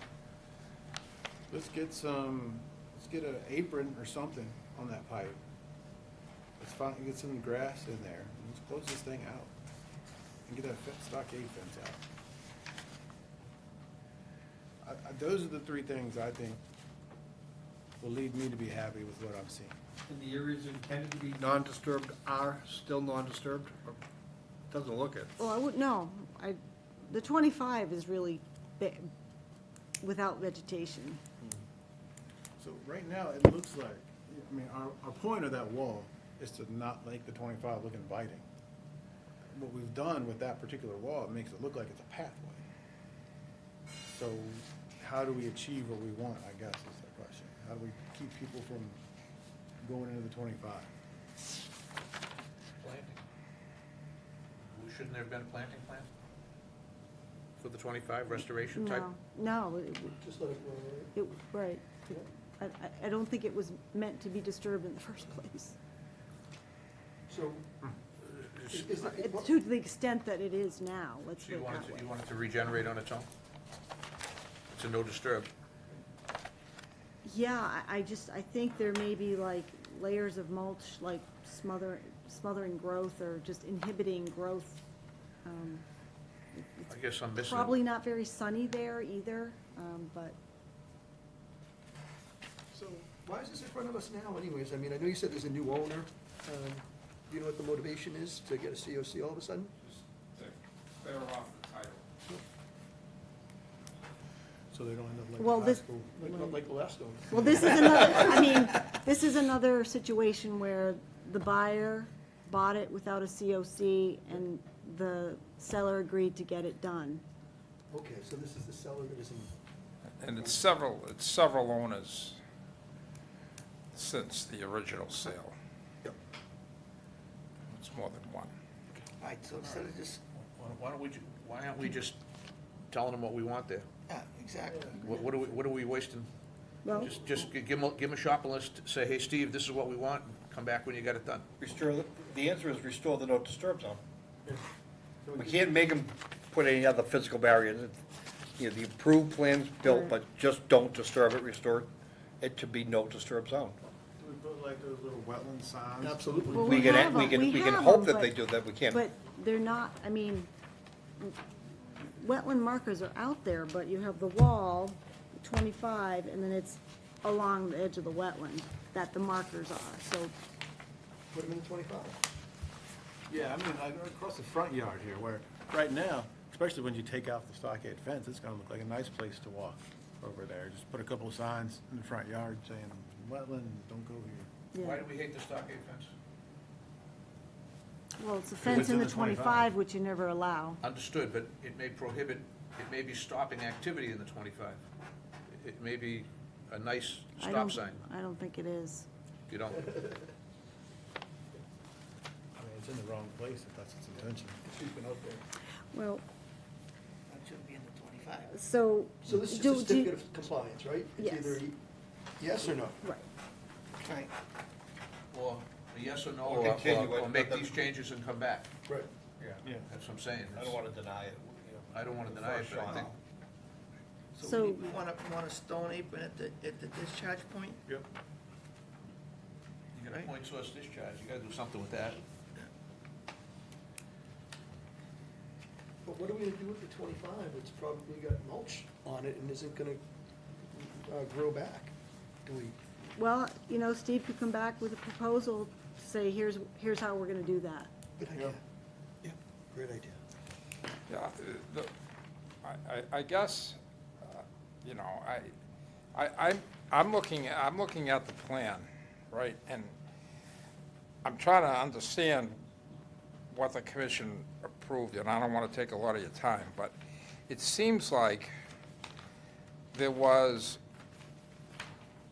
an existing wetlands line, there was some wetlands that were impacted by this new construction, and instead, this is what I think, instead of requiring the 50-foot no build and the 25-foot no disturb, I think the commission ordered that they build 1,850 square feet of replacement area, because there was no wetlands filled. I think the replacement area, from what I can tell on this plan, was developed to act or to compensate for the lack of the 25-foot zone. That's what I think. And in fact, they built way more than the 1,800. They built over 5,000 square feet of wetlands replacement. And I think that was to be the compensation for the buffer zone activity. When you say the buffer zone activity, do you mean this disturbed The area that we see in 25-foot front zone, of the- right. Because the conservation markers are not at the 25-foot line. They were directed to be placed where they have them, which is 5 to 10 to 15 feet off the wetlands line. That's typically, we usually have them at the wetland line, not necessarily 25 feet out. I think when we have a wall, and we put a wall there close to a wetland, I think it's clear. It doesn't need to be written. It's meant as a barrier to stay on one side of it and not go into the other. Right. But I wasn't here for that. Nope. I wasn't here for that subdivision, but I think there was some contingency give and take on that project. Well, don't forget, there was a house here at the Yeah, I mall, know. which was, Right. which I was think right that up was- at the edge. Right. So we already realized we were getting something back. Right off the bat, we're getting something back. Now, let's work with the applicant. That's the mindset of how that all went. Right. So, we got the smallest house that they could fit in by zoning and still maintain it. We said we weren't gonna give up the 25, we couldn't do that. And we recognized they needed to get a foundation, and so that's where it got a little outside the 25, that's how it got permitted. And in exchange for all of that, there were areas of the yard that simply didn't mean anything to them, which gave them an opportunity to get some restoration out of it as well. That's what I seem to remember how it went down. So But we're the only reason it got so close and we gave such drastic waivers is because the old house was coming down. And that's actually how I interpret everything in the file, from reading through all the documents. It's exactly that. All right, so what, A reduced no-build zone really wasn't discussed in the order. And this- your typical boilerplate condition about there shall be a 25-foot no disturb zone and a 50-foot no-build zone, and it doesn't say anything about, it just, I think it was probably a poorly written order, or just, it missed key things that we're seeing on the plan, and that's, so. that's, I'm recognizing Amy, the that date and the subdivision was names on the record. contentious. You see some of the, This commission was, administration of the commission was in transition at that point, so, Yeah. we were working with the best that we had at the time. Yeah. It was not typical. all right, so let's not dwell on this too long. But, so, you wanted them to do something with the discharge point. That's automatic. Yep. The fence, like I said, you guys are the ones who were here for that subdivision. I'm sure there was give and take in those areas, because based on what was there. So, from what I see, it looked, I would just leave it. You know, it's been like this for 20 years. We have plackets that, so that they can't go any farther. Stone wall or stockade? Huh? Stone wall or stockade talking about? But you said the stockade fence, right? Yeah. Yeah. Oh, so you say that one stays? I don't know, does it have a I function? have no idea. That's the one that's just I don't going know. right to basically the wetlands. It is, right. Amy, can you pull the It's- photographs up, the one that shows the Yeah. stockade really well? The picture, Yeah. Right there, that was perfect. Yeah, that guy. The backside of that is the improved backyard. it looks like this. The other side of the stockade fence looks like the front of the stockade fence. And so where it's So- perpendicular to the line, it's not as though anybody would be throwing brush over it to hide it, in either one way or the other. So the fact that it's in the zone, in the instance, it is pretty much giving it a physical barrier. We may not allow it today, we didn't talk about it back then, but what would we be getting by taking it out? See Because it how does provide it all that, looks a the barrier. same. So it's the same, it's like, But the mulch, on the other hand, it has to come out and basically make it look like that area right to the right, which is, leaf covered Yeah, I and mean, natural it's- terrain. right. That has to be put back. And then put the markers up there. Yeah. Ground markers there now, I can see them. Yeah, but it's right at the edge of the wetland. Yeah, but let's Okay. get them out close to that wall. All right, so So- we need the point discharge taken care of, we need the mulch area replicate, allowed to grow. Or And we're gonna leave the fence. treated so it can grow, or, Or maybe. Rehab somehow, because it's- I'd approve a planting Yeah. plan for that. Okay, even better. yeah. All right, so we'll do plants, leave the fence, Anything. the point discharge, fix, and I think that's about it. Does that work for you guys? I don't You know don't- enough about the fence and what's on the other side of it. It's- Is it the wetland on the other side? Or is it No, running it's perpendicular to this. the wetland? It's this on the other side. That's on the It's the other back of the side. house, and it's the rest of the stone wall, and it's all that.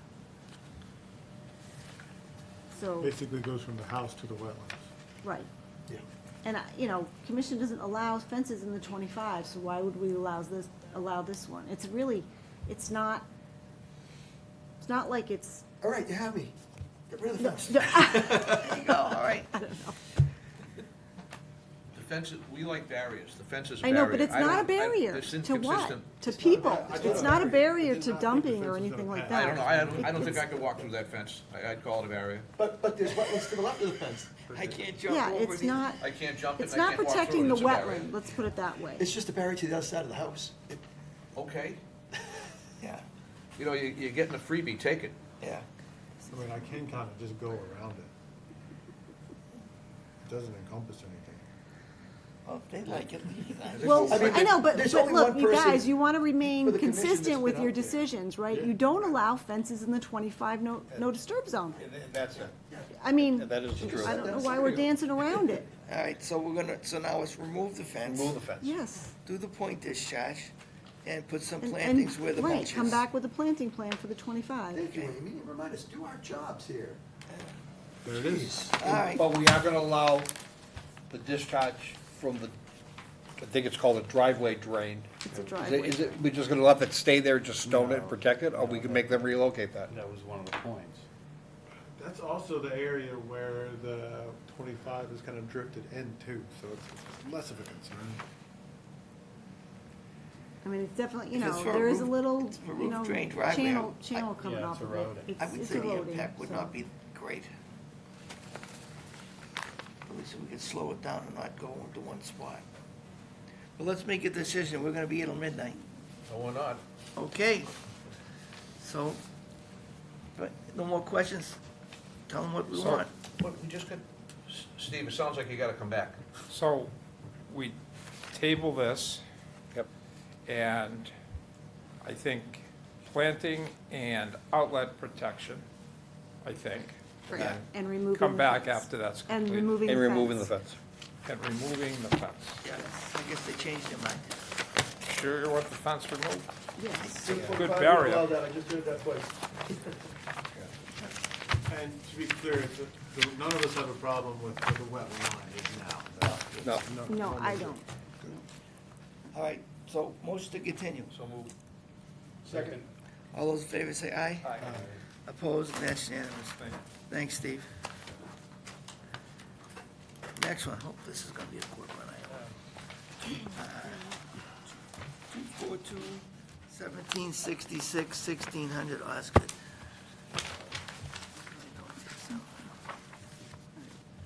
So you guys, in your packets, you only have as-built plans for the Lot A, which is the Ozzy property. I could not print, for some reason, the as-bills for Lot B, which is the actual Amazon site, but I will project them, just so you know that you're not struggling to find something that's not there. Lot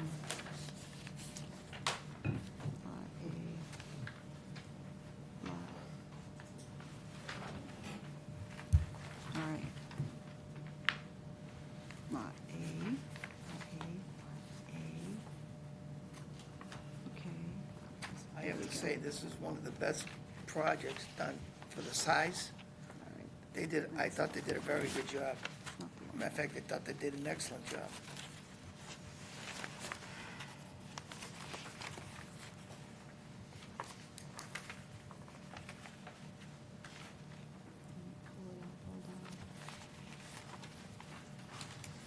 Joe, any questions?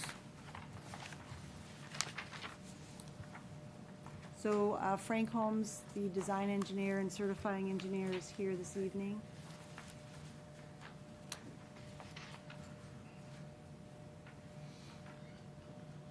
Do I have any questions? Just that there was some documentation that Amy had recommended they submit with regards to pH monitoring Yeah. and, recycled concrete product aggregates. You got all that stuff in the file and everything as we had hoped? Yes. Okay. Yep, and you want to give a quick summary if you want. Nope, I know Okay. that those are some of the things we wanted for closeout. I am kind of curious, the findings were that allowing the RC, the RCA. thank you, recycled concrete aggregate, allowing that product and monitoring it with regards to groundwater, that was successful in this time around.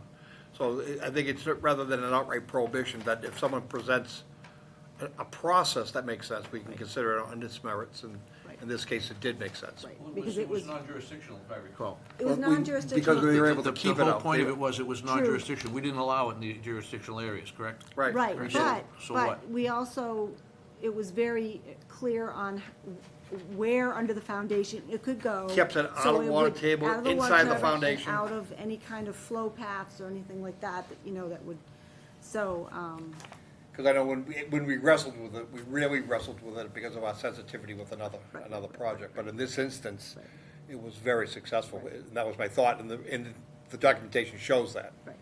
I'm all set. Plus it was used in a different application. That's what I was thinking too. Completely different. That was, It wasn't in flow, no, it underground was used water. for backfill inside the foundation, not to fill in a. So Hill. both entities on that site are contracted with Stormwater Compliance Company, so they are doing their stormwater O&M regularly. We have the latest invoices and reports. So that box is checked off. I walked the site with Frank and Greg Hockmith, reviewed all the areas of parking lot removal and revegetation, the solar field, all the areas of the stormwater facilities. And for such a big project, I had like zero issues to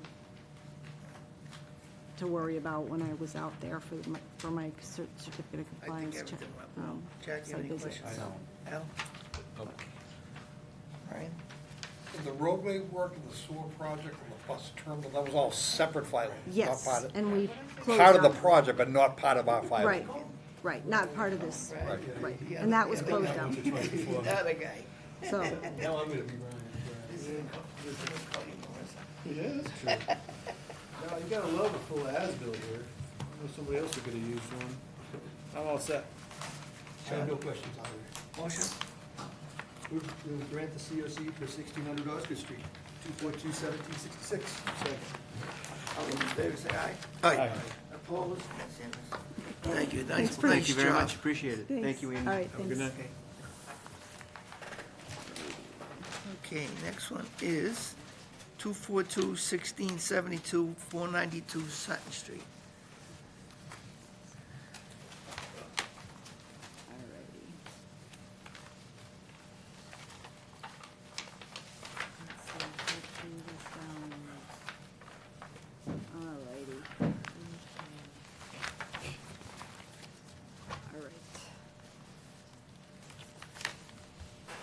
Alright. So this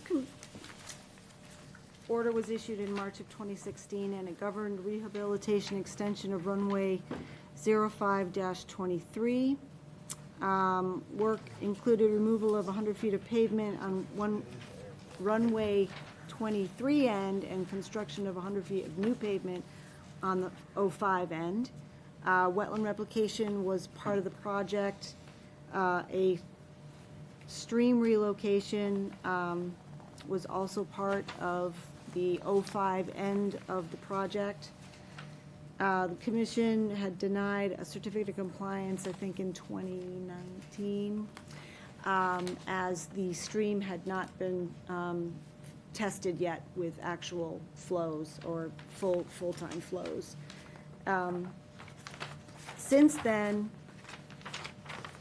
I have walked that site at least 6 or 7 times, observing the stream channel with Randy, and it's really impressive. And it had a true test last year during those flooding events.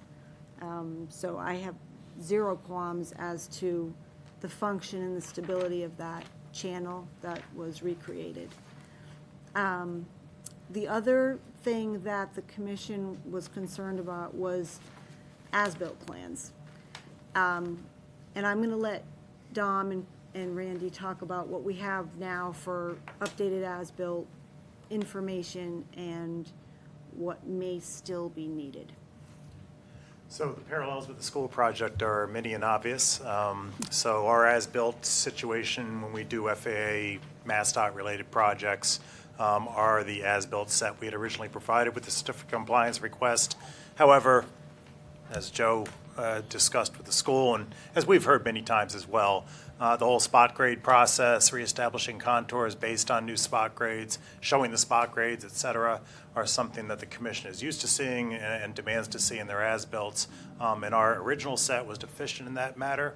And so spot grading was now been turned on and completed in the entire stream and that safety area of the runway 5 end, which is where all the concern was for the project, and the majority of the jurisdictional work had occurred. So as-built for the wetland replication site were originally provided with spot grades and everything. You've had that for quite some time. But a revised as-built plan to show all the spot grading of the runway 5 end has now been included in the set and provided in advance of this hearing.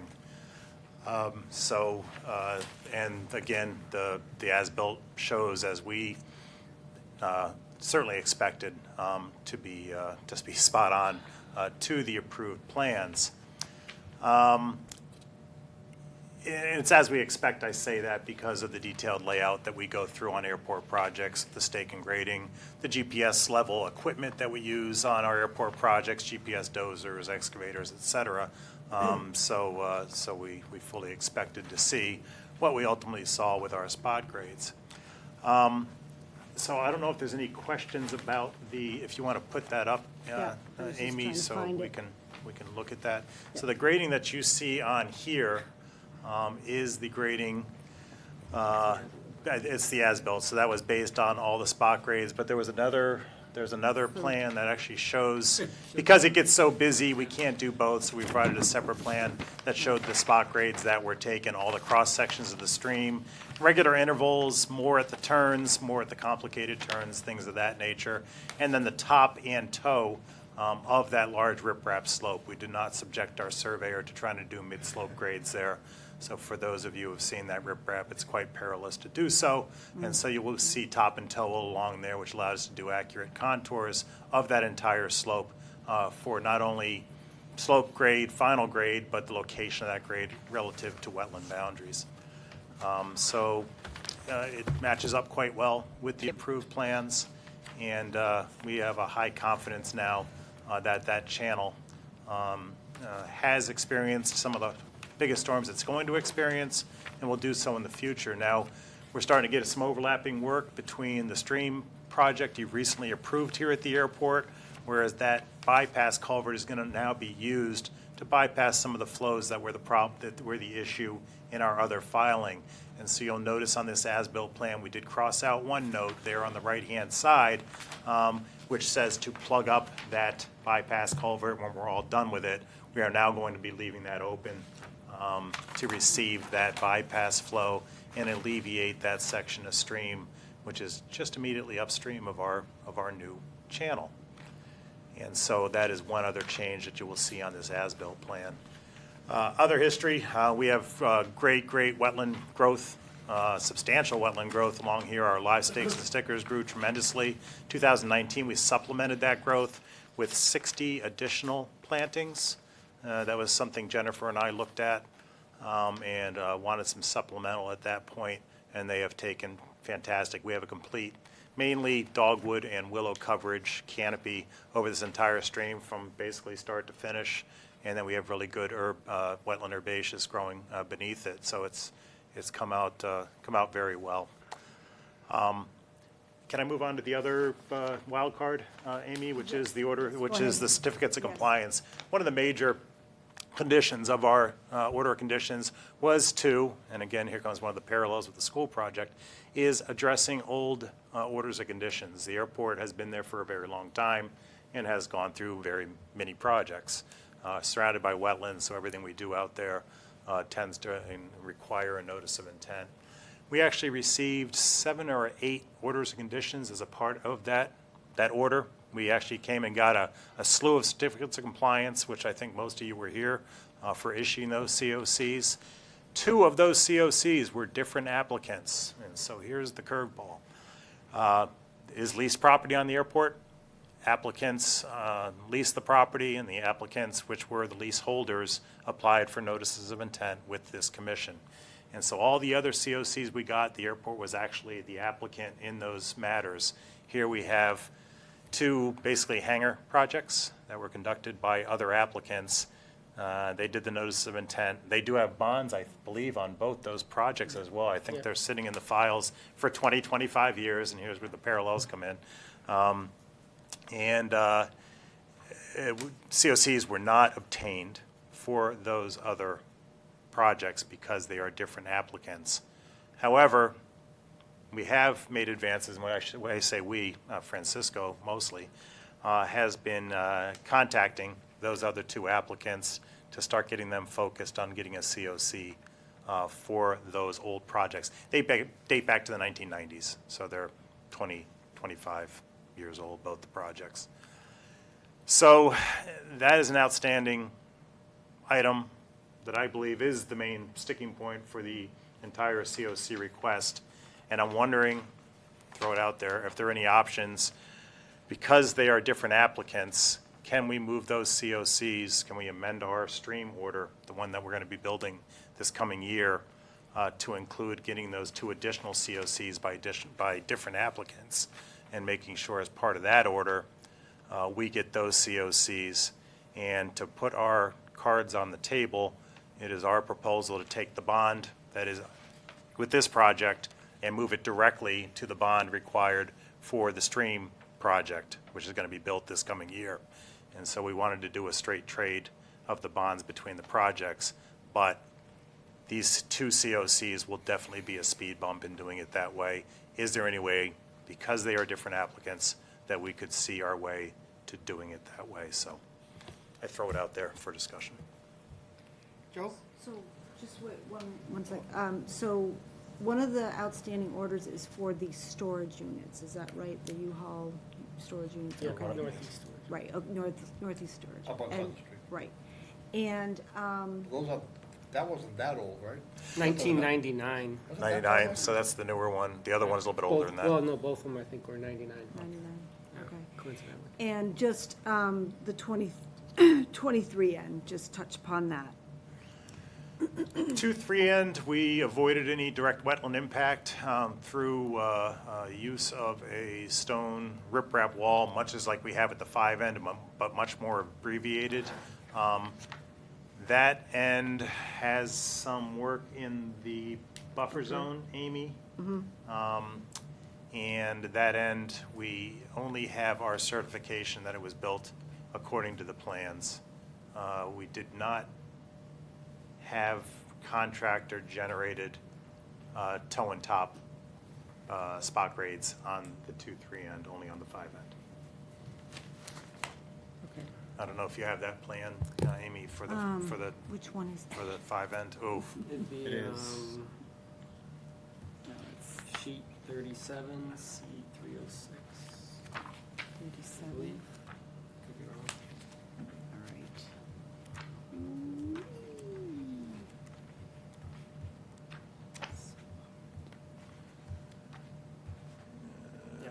yeah, 37. So keep going. That might have been it. You might have just passed No, it. keep going. Oh, all right. There it is. That's good. So we had we used a wall here to avoid any direct wetland impact here at the 5 end. And for those of you who were present for this back in 2015-16, we were able to avoid a waiver under the Wetlands Protection Act, or having to go for a waiver under Wetlands Protection Act, by doing this runway shift and doing this wall here at the 2-3 end.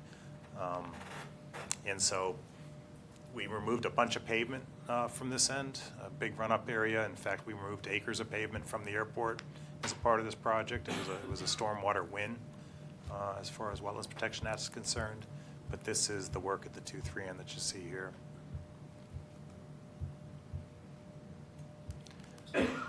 In addition, you have 63 weekly inspection reports from this project, I believe, and 40 of which included work in the wetland replication areas, so they're detailed in those reports as well. Photographs from each inspection report as well, and so there is a slew of information out there. So this 2-3 end, as Amy has brought up, and then the 2 certificates of compliance, I believe, are probably the outstanding items. I would love to hear any thoughts on those COCs. Jack? Well, the 2-3 end, well, have you requested a certificate of compliance? No, this would be for the entire project, which would include the 2-3 end as well. What you're asking for tonight is for? Our COC is asking for the entire project, yes. Yes, but we know there are outstanding issues. So our purpose here tonight was really to whittle down, I guess, the issues, because it was such a big project, to narrow down the focus. Randy, refresh my memory. The 23N project came in just after the vegetation management plan? Yeah, that was 2006 was the VMP. We finished a substantial work in the VMP in about There was a lot of work- 2012. A lot of VMP work done out here. To the point where you let us use the wetland boundaries from the vegetation management plan to actually permit this project, after looking at them with Jennifer extensively. So that's how close they follow on to one another. But it did come in as a separate filing. Yes. Okay, but it was, Yeah, that was a- that's what I was remembering, it was piggybacked upon the VMP work that was done. That's what I was The wetland boundaries were, yes, correct. And when we got the vegetation management plan certificate of compliance was one of the ones that we got as a condition of this project. And so there was some nexus there between the 2 projects as well. So my opinion, I mean, this is similar in many ways, but very different and unique compared to the other discussion we had earlier tonight. What's different here is that we've accepted multiple NOIs and issued multiple orders of condition, and in voicing our concern about trying to close them out, the applicant has heard that, and they're actually taking the initiative to do that. That's very different than the earlier discussion. And we did obtain 7 of those COCs as part of this Right. process. Yeah, not only, right, not just words, you actually, took action and got results.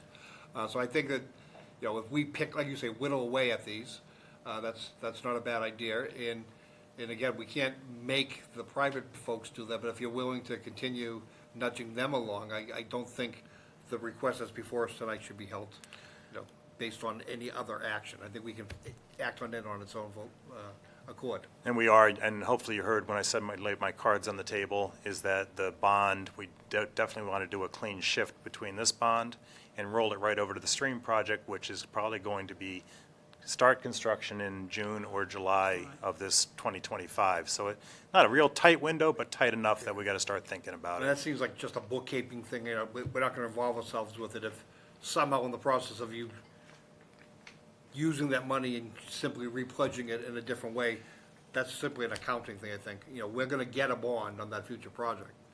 Those 2 COCs, if we wanted to do it the way we would prefer to do it, those 2 outstanding COCs would stand in the way, because if we leave those 2 applicants to act on their own volition in getting those COCs, I highly doubt they would get their act together quick enough to realize a certificate of compliance on those 2 projects by a May or June timeframe. That's my Okay, that's your concern. concern. Yeah.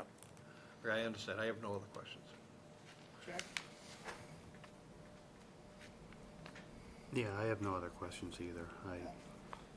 The 2 outstanding ones that we're talking about, the outliers, were they under contract with you? Were they under contract with the- us? with No, the airport? no. That was Nevy. So the lease was, so they're leaseholders. So do they have a ground lease? Yes, they do. A ground lease, they still have a ground lease? Yes, they do. So you have no provision in the ground lease to have them be current with their permitting? So I hope the microphone can pick me up for those at home. I was in contact with them today. Excuse me, I was in contact with them leading up to this meeting. One of those owners is the Jet Center. Jet Center has been under 3 previous owners since being built. It was news to them that they had a COC open, right? It was so, but they're focused on assisting us. They understand what the predicament is, that we can't proceed with our safety projects without their projects being closed. So both them and the storage facility, which still operates under the same owner that built the facility, which is very helpful to this conversation. So he kind of essentially knew, but kind of let it aside. 25 years later, here we are. He too is committed to assist us. But to Randy's point, can this be done before June in order for us to meet the very deadline that we have with the next project? We have some concerns about that. Okay. That I understand, thank you. Where does the glass pile fit in? That's a lease property as well. I think Well, there's, I heard there were only 2 things that needed to be cleared up, and we have another, that's another point on the agenda, It's on the Commissioners. agenda. yeah, but isn't that still an open, either an enforcement order that's open against their property? So it's a leaseholder property.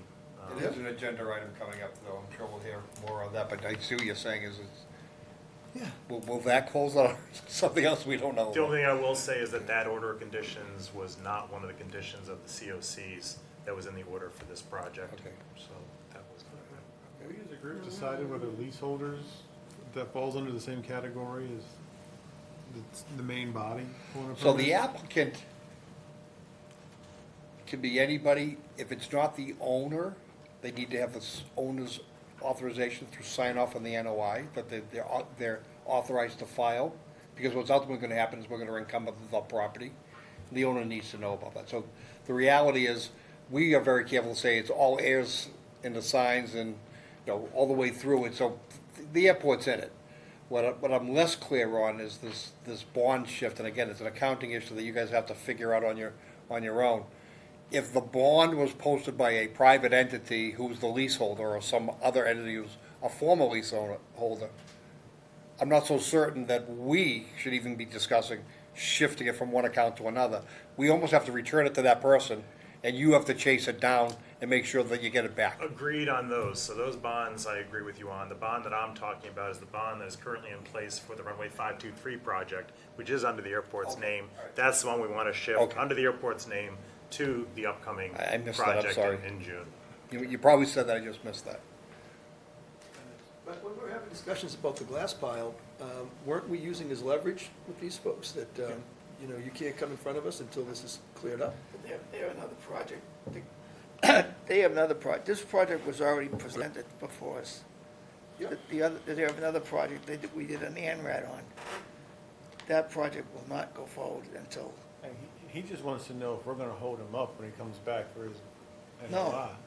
If we're gonna hold him up about open orders of conditions. not for the stream one, no, that was Not pretty for, much. not for the stream, but for the glass pile and these other 2 that he's talking about. That's what he wants to roll the bond over on. And he's worried about he's not gonna be able to get all of those closed out. So we need to decide if we're gonna hold, like, in this campus environment, if we're gonna hold each individual leaseholder, if we can't open another order of conditions, if a different owner or a different leaser, Different VC, applicant. Applicant, just an applicant. if a different applicant, Yeah, but you're not including the glass pile to this project.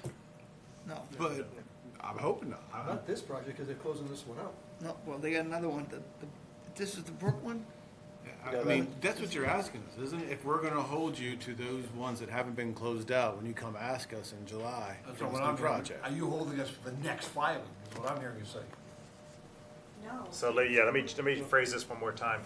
We believe we have with closing this one out, getting a COC on this project, we believe we have everything in place to go ahead and proceed with the stream restoration project, which we already have an active order of conditions for, and we're doing pre-construction compliance now, one of which is the bond. The bond is substantial. And so the only hiccup with this current project, the 523 project, is that there are 2 certificates of compliance that are in other applicants' names. And if those 2 are a significant speed bump to us receiving the certificate of compliance for 523 project, we would not be able to use that bond to transfer to and we were talking about public benefit projects, we all know what we went through with this stream project that we want to start building in June.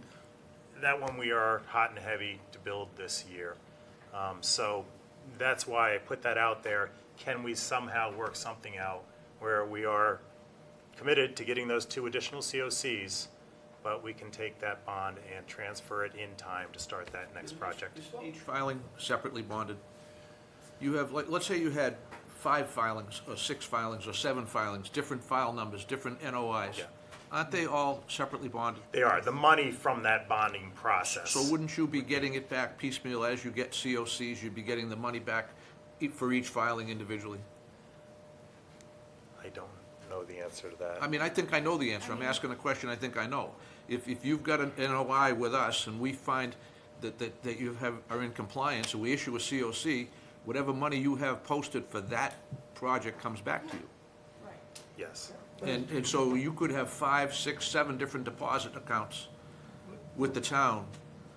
What happened was they had so many outstanding orders that we told them, before you move forward, I you get gotta it, clean up those up. So But- he's cleaning them up except those last 2. but he's talking about money. We're talking Yeah, about the money. bond We're not- money from we're- all we're these- not talking all about- these- We're not talking about doing the laundry. We're talking about money. There is another about both. mechanism that might work here, and that's just either a bond release or bond reduction. That's what I'm saying. This is what I'm getting at. You're gonna get a bond release for every NOI Without the COC. that you comply with. Yeah, So you're gonna have 5 separate bond releases coming at you as soon as we issue the COCs for those.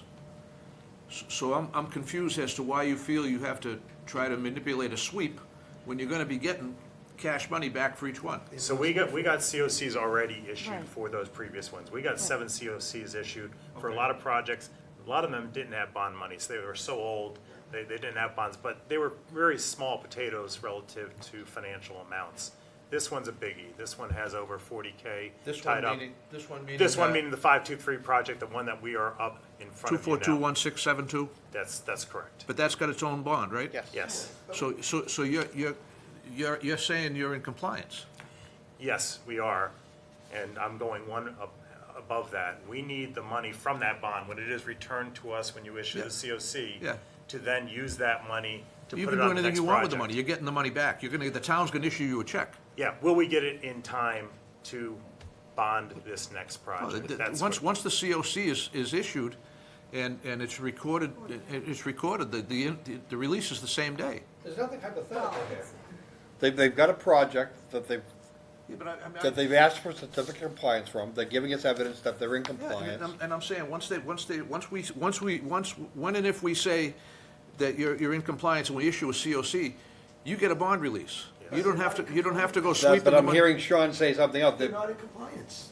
Because part of being in compliance was closing out all the other ones, and there's 2 that aren't closed out.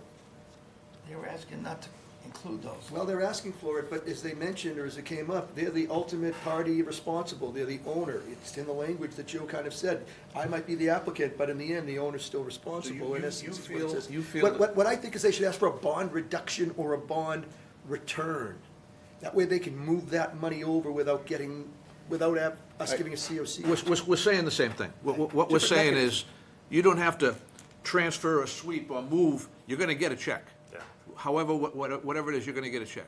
Hopefully, that's enough to get you going. Is there some reason not to give almost a total bond reduction on this because the work is I done? don't see a reason. Joe, do you think this is a good idea?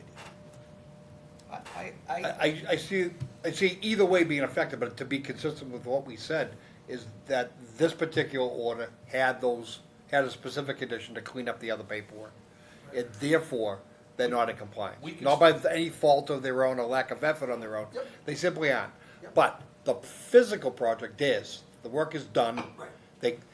They are entitled to a big hunk of that bond, if not all of it. But the question becomes, so what are we really doing? Well, we're still holding a final certificate of compliance in abeyance until they close out those other ones. But you still have what you need to have your project move forward. And they can. It's way more than a half a loaf. I think what Yeah. it does is it still leaves that provision to clean up the other certificates Gives you- open gives you until leverage. they're done. And then and they come in incrementally for all those other certificates of compliant requests. And when the last one is checked off, to get the balance. Well, Yep. So let's make that, let's make that happen. All right, so it's We don't have to 30,000 spend the out of rest of the 40? night debating this. 30,000 out of 40, does that help, or is What is the total bond being held? 40 grand? 40, that's what I heard. Forty-something, 46. no, it's a little bit more, 46.8. And those other two outstanding orders also have a bond on their Yeah, own, but- just to be but very. they're outstanding, they're not Correct. And they're private, and that money would have to be returned to the. Right, we have no intention Private of, holder. yes, of those interests. In order to get the ball rolling here, do they need to fill out a special piece of paper that requests a bond reduction? We usually ask for a letter from them requesting a bond reduction. That's not what an we issue. usually, it's not like a form, can- it's just, We can table them, they can go down the hallway, make out a letter, come back. We don't have to spend the night doing this, okay? This can happen. okay. It's a condition, it's 46,800. Yeah, 46, plus whatever So want to give them interest. 30, 35 back? We may not be I'd a say lot of interest. at least. I'm willing, I was just. Hey, throwing But out the- we don't have the paperwork yet. The two What are we holding outstanding, for? the two outstanding ones, how much bond money is that? Well, that's not their money, though. They can't, It's we not can't their act on money. that. Don't even worry about those. It's numbers. not their but money. They wanted us to approve it, minus them, right? No, No. No. no, not at all. It's got nothing to do with No, the two. no, no, no. Okay. The two stand alone. They're out of the game. We'd like as much as you possibly Well, would be they're willing not, to they give are in us. the game. Not, Because- not in this discussion, they're not. Because What's he, our rationale for not giving? they're we're still not- outstanding orders. We're not talking about a Because they're not COC, really we're in full talking about a compliance, bond they're still doing reduction. things they need. So, wanna give them- Okay. So I'd Keep be willing- 5,000? Hold back 5,000? That's exactly where I was gonna go. I would ask the applicant to request a bond reduction, even verbally, get it to the record. And that if that's the case, I would offer a motion to reduce the bond reduction in its entirety, with the exception that we hold $5,000 for completion of the completion of the order conditions. Is that your verbal request? That is the verbal request. Are you gonna move that? And that was my motion. second it. Yeah, okay. All those in favor say aye. Aye. Opposed, that's unanimous. And I move that we continue the certificate of compliance request. Second. Fantastic. Thank you. All in favor say aye. Aye. Opposed, that's unanimous. Things that were stuck in the mud today. It usually goes Not if we protracted. look at the way out. Okay. Don't worry, Chairman said we were gonna go fast. Holy cow. Listen, we got no chance. No, Okay, there's always a chance. no, we have three decisions. Subject Small project, 337, 36 Roger Ave, Thank you. request to continue till January 8th. So moved. All those in favor say aye. Aye. Opposed, and that's unanimous. Small project, NACC 339, 350 Winthrop Ave.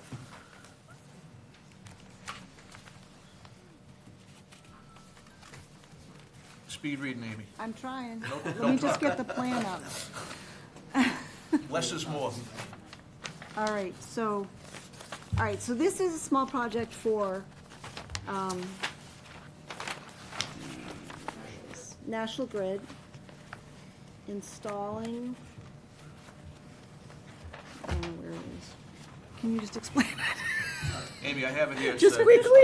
It's the installation of one new utility pole and the installation of a concrete encased underground conduit that will be installed from existing pole 5514 to the new pole 5513-15. Okay, thanks. And so, this is all out of the 50-foot no-build zone. They're coming in under category L. So it's within parking lot, it's gonna be a trench within parking lot. Market Basket is already doing work back there, not necessarily in the area where they wanna do this trenching in the pole, but it is within paved parking lot. And so, it was probably, it's just a separate project, so I didn't want to roll it in and do a modification to the existing order. I thought the small project was just a cleaner way to go about it. I don't even know why we have this. It's outside the 50. Right. So that's why they came under a small project. What's the approximate setback? It's probably just outside the 50, right? Just outside 50, correct. It's just one pole installation going in, be 3 square feet of permanent impact for the pole, and then about, 264 square feet of temporary impact for the conduit installation. All outside the 50. Yep. Yes. So I think the only form of erosion control would be catch basin silt sacks, I think. Pre-construction meeting with the Conservation Department to verify that installation and go over the scope of work with the contractor, and then a post-construction inspection. I'm willing to offer that as a motion under category O. Second. All those in favor say aye. Aye. Opposed? And That's, I voted with the conditions that you just mentioned. Okay, you're all set. Thank you very much. Have a great thanks. night. Thanks, Amy. Thank you. Thank you.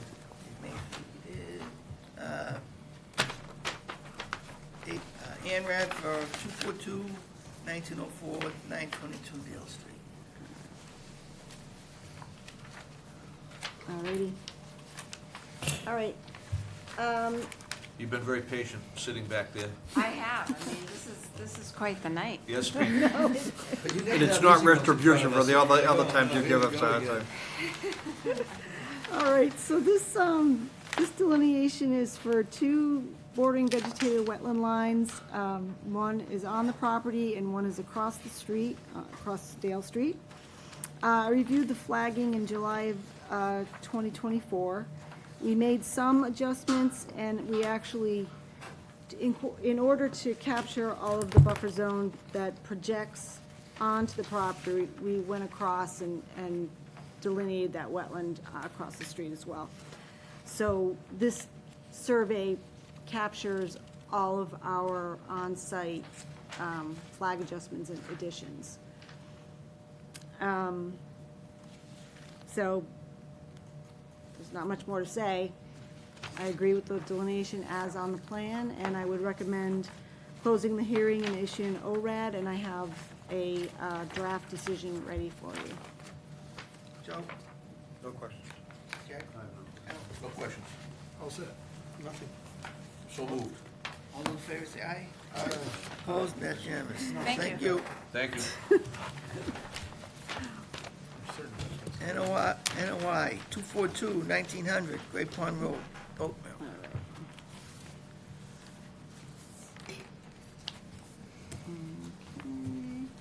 Oh, thank you. Thank you.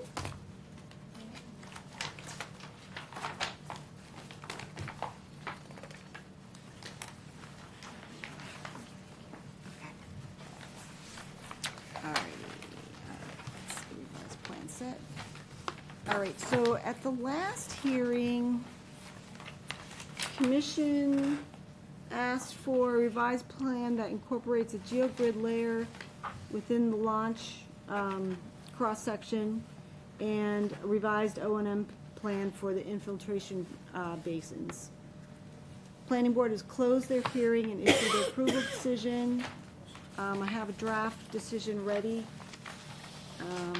Project engineer is here with us this evening if you have any follow-up questions, but I think our revised plan set that we have in front of us incorporates everything that you are looking for.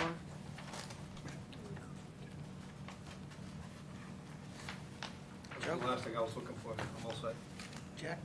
All set. All set. All set, Captain. Motion. Move that we close the hearing for 242-1900 Great Pond Road. Second. All those in favor say aye. Aye. Opposed? And that's unanimous. All set. Thank you. Next one, 242-1901 1250 Osgood Street. Jesus. All right. Bless you. Bless you.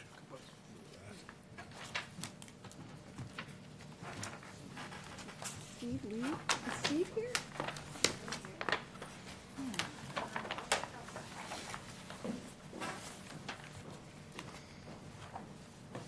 Oh, he's gotta be here, he wanted to be here. 11:25, when is it? All right.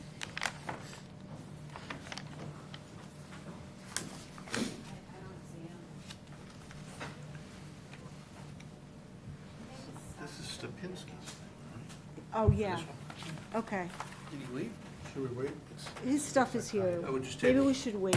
Table it? Yeah, let's table it and wait Let's for him table to it, come move on. back. Next one, 85 Just a quick update. So Colonial Enforcement Order required that the planting plan be executed by, I think it was the middle of November. They met that deadline.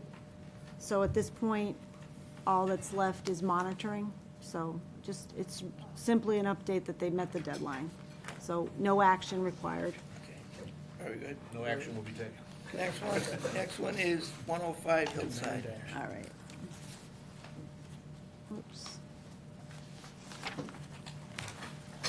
All right, let's see, where is it?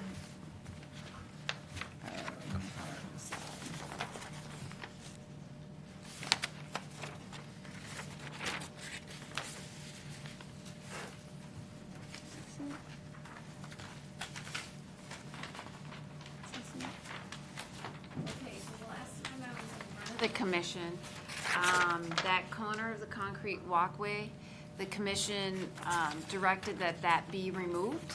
So I show on that plan that it's 160 square feet of the concrete walkway shall be removed. The 4-inch drain pipe shall be cut and relocated 12 feet from the foundation corner.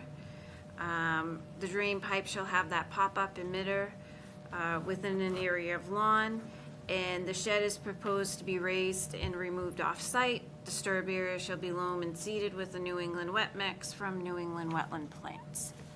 And I believe that addressed all the commission's concerns.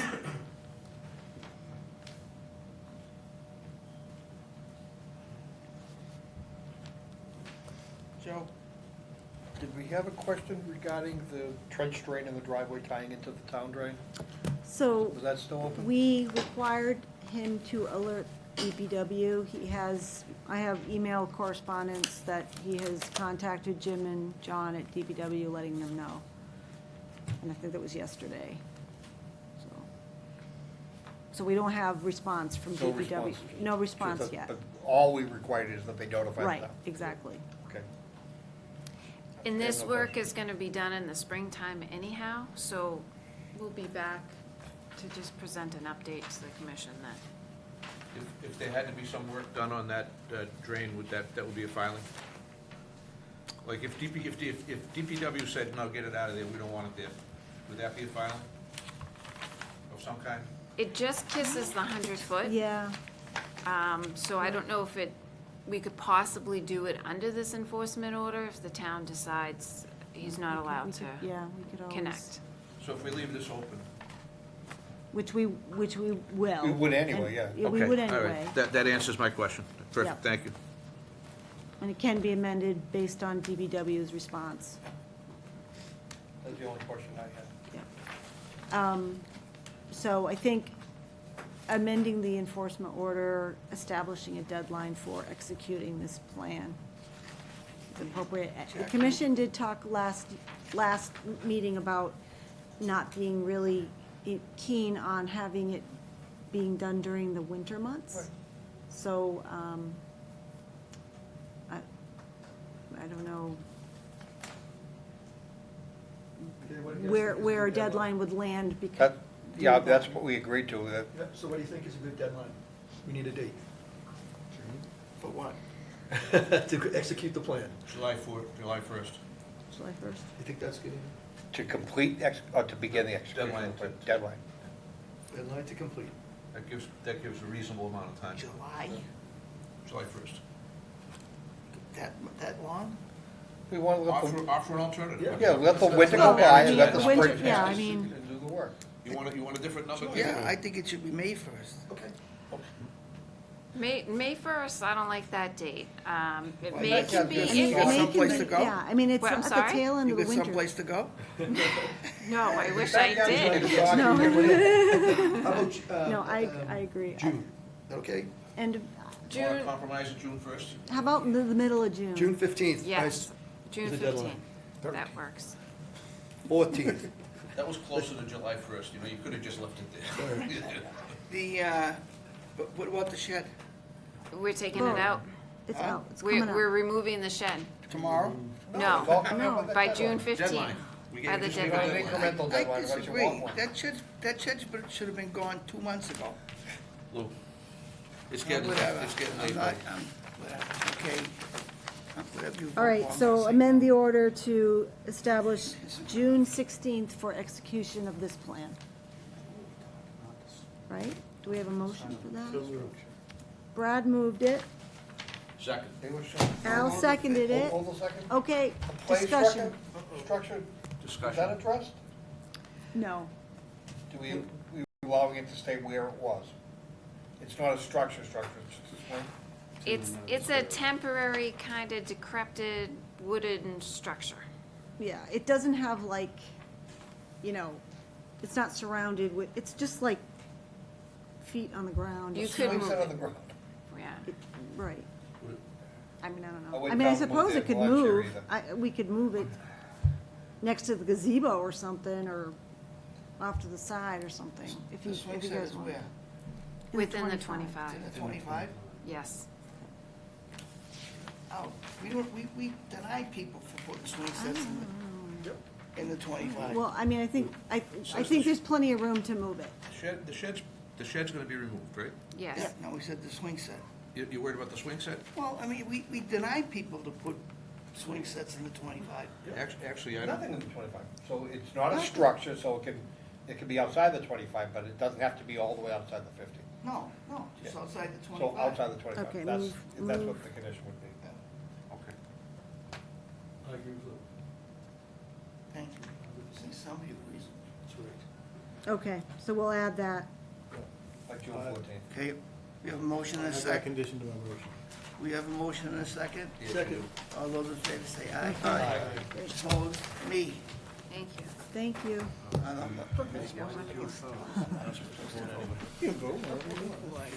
Real rule? Robert's rules, the chair votes to break a tie. All right, All what's right, well, next? it's a tie, result. Zeros, and I make. him feel better. Oh, All right. yeah. 55, okay. Your chairman. Let's focus. 55 South Bradford. So you provided a deadline of today to remove all of the head wall material that was left in the stream, downstream side of the culvert, and that has been done, and it looks great. We do have erosion controls, so we'll probably seed that and plant that next spring. And we will have next year's growing season to observe the upland, or the upstream BVW that was cleared, to see if it reestablishes to 50% wetland plants, so. But this is simply an update that they've met that deadline for removal of the debris. So no action, just update. And he removed all of the woody debris. And the as well. woody debris too. Actually, I did see that. It didn't register, but. Okay. But the woody debris piles were also removed. Great. So it looks good out there. So we're good. All right. Take no action. Yeah, no action. No action. Thank you. Thank you. Okay. North Ramp Road. Al, do you want to call the next one? Yeah. Yeah, let's do, 242-1787-135 North Ramp Road, Lawrence Municipal Airport, continued from 11/13/24. All right. So we received a survey plan with a restoration sequence. And Yes, thank you. Good evening. For the record, Brian Goodworth, Hancock Associates. I have two full-size copies of me. Oh, you do? Oh, I'll Yeah, take if you'd that. like to. Yes, And I thank have you. reduced copies for the commission if anyone needs them. have I didn't know if there was them. gonna be They've got 'em. Hold time. on we one got the second. 11 by Let 17. Amy catch us up, okay? Sure. We'll go right to you in a second. Well, it's, I received it this afternoon, so I read it briefly, but the left-hand side of the plan has the restoration sequence. So we have a restoration area 1 and a restoration area 2. And I'm gonna let Brian walk you through it, just because it's hard to read on the screen, and Sure. Thank you. You can just briefly go kind of step by Yeah. step. So what we've done is we went out there and we conducted survey, just like we said we were going to last time, and then we generated the plan. which is generally how we outlined it the last go-around. So as Amy said, on the left-hand side of the plan is really the detailed notes, the meat of the restoration itself. So I'm just going to briefly touch on a couple of the key notes. First, we're going to notify the commission no less than 1 week in advance of any work for the opportunity for a pre-construction meeting, and all work will be overseen by a wetland scientist or certified ecologist. So the key point here is Dave Cowles, our wetland scientist who developed the restoration plan. We want his eyes on it as construction's happening during key points. So just stepping through what we're going to do, which would be the initial site and access grading plan. That's the top right-hand plan view. That's creating the access to get equipment to the bottom of the slope, if you will, the washout area. So we're creating a ramp. It's a 25% grade, 4-to-1. So we're not creating a traversable roadway. We had discussed previously whether or not there would be continuous access to that wetland area. That is not the intent here. It's to get equipment down to the bottom of the slope to facilitate cleanup and then be able to stabilize the slope itself. So we're going to get down there, establish 2 sets of erosion control, one set by the wetland flags, and that wetland flag, all the wetland flags in this area were reset by survey instrument when they were out here collecting topography. So if you were to walk the site, you can see all of the flags. So the lower erosion control line by the wetland flag, and then an upper erosion control line at the toe of the PGA peninsula, if you will, the glass pile. So down in the bottom, we discussed removing as much PGA as we possibly can. That will be done by hand as well as by small equipment. When that's done, Dave Cowell or another certified or professional wetland scientist will evaluate soil conditions and amend topsoil if there is less than 6 inches of grow media, if you will.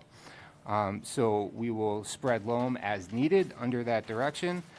There are native plantings that are being proposed. So we have 25 plantings, which consist of box elder, American witch hazel, and sweet pepper bush. Those will be placed in the lower area, and then 2 types of seed mix broadcast over the entire area of disturbance, which is New England wetland plants restoration mixed for moist sites, as well as a mix of conservation wildlife seed mix. So we're trying to really get a number of different species out there to germinate and grow. Now, the second part of the plan is what do we do with the slopes and the access road that we just created to get down there safely. So we're incorporating the same slope stabilization measures that were on the approved plan, and that is the Ernst, forgive me for a second to find the exact type of seed mix. It is Ernst Native Habitat for Strip Mine Mix. It's basically their specific species that grow in non-natural soils, gravel pits, things like that.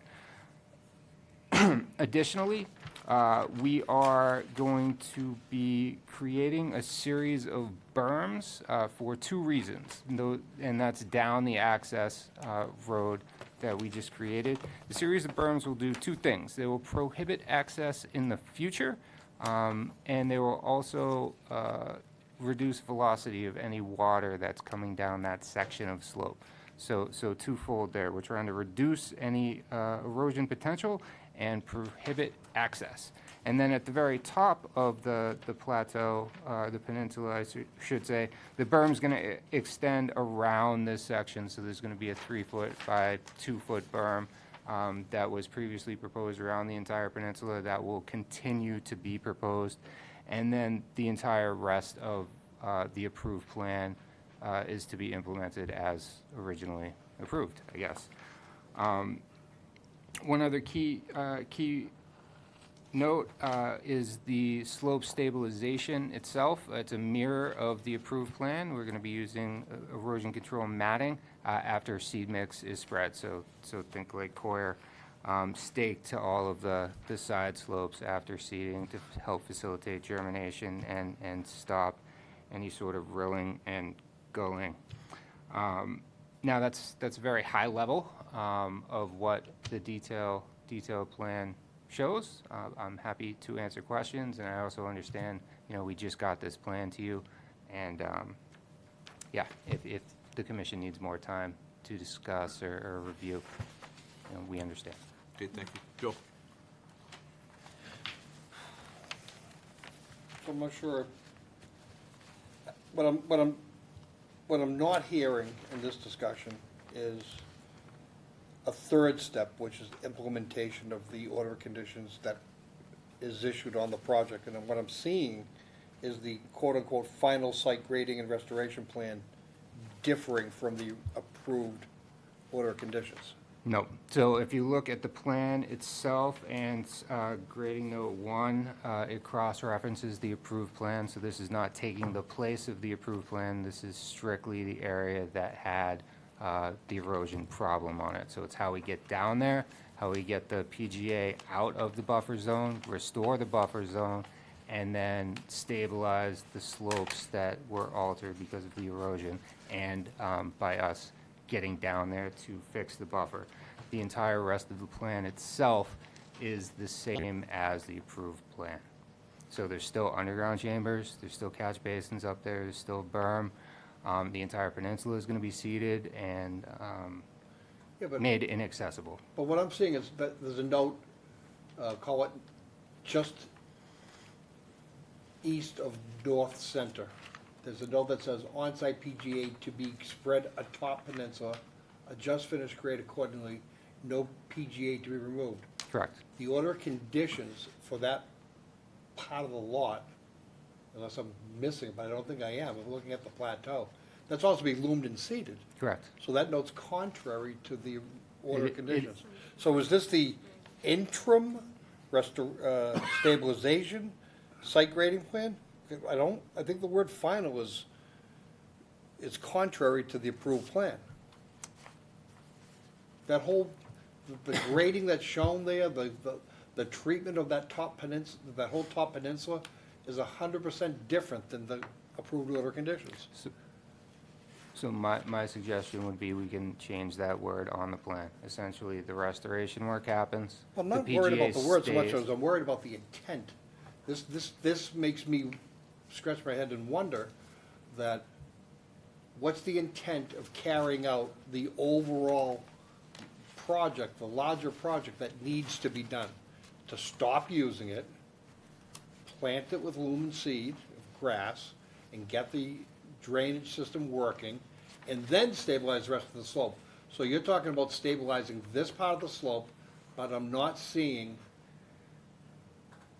the abandonment of use, or, in fact, I'm seeing to the contrary, that you're gonna spread glass up there and not loom it. So I'm not seeing the intent of the sincerity of actually carrying out that other plan. That's what I'm seeing, and that's all I have at this point. Yeah, we just got this today, but that's what jumps right out at me, is it doesn't seem, it disagrees with the plan that's approved.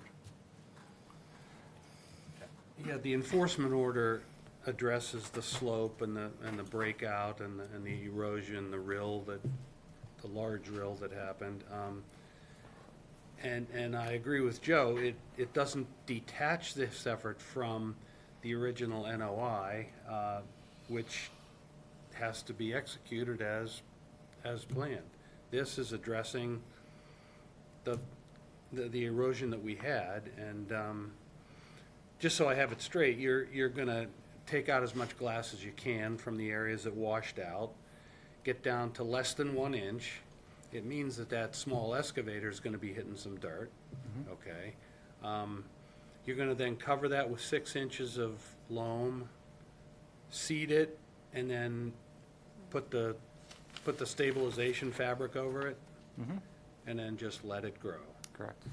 And that we expect will stabilize everything. Okay. And then you'll do the rest of the NOI once the enforcement order is addressed. So the timing's a little bit up for discussion. I believe I described it last time I was before you, concurrent. So it's gonna be a combination of the two. You can't just stabilize this area and expect the situation to be solved. The drainage is what solves the problem that we had, what caused the erosion, so they have to happen at the same time. So this plan addresses the erosion, doesn't replace or really alter the approved plan, and both of them have to happen concurrently to make sure that we have a stable peninsula without access, loam seeded, no erosion issues. Okay, I agree with that. It's good that it's out in the open, that there's no confusion going forward with when work is going on, there's work up top, work down below. Correct. We shouldn't have any questions going forward, I hope. Good.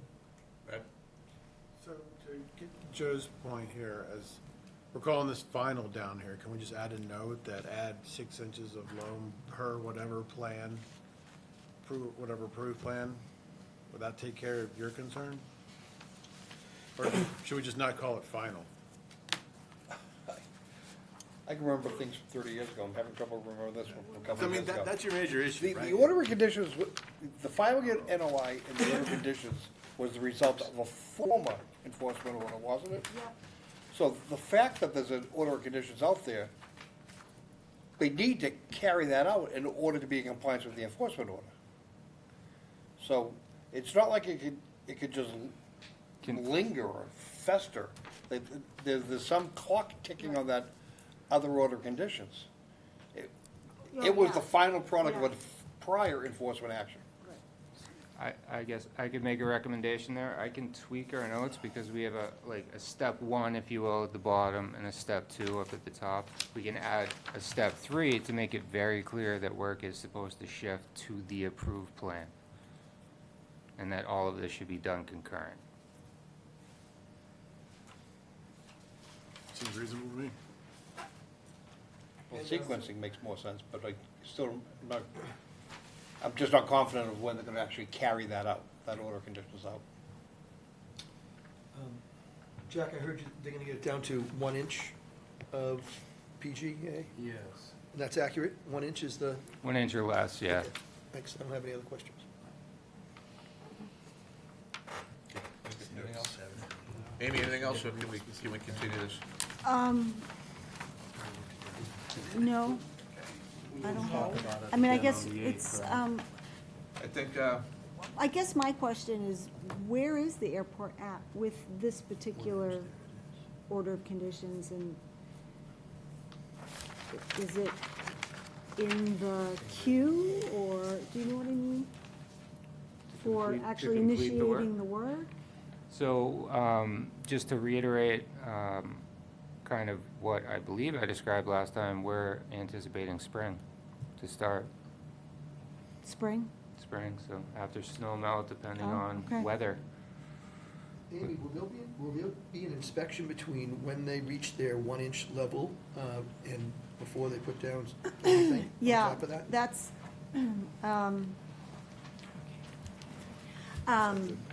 so that's why I thought us having this initial conversation, let's get the basics down, continue so that you can digest it a little more, if you have feedback from me. But in the meantime, I draft an amended enforcement order with some deadlines, I guess, or, I don't know, I guess. Okay. Well, when you Or draft it, just something. put in Yeah, there something that you're gonna do an yeah. inspection before they Well, put right. anything on top of that. that would be 1 inch. fine.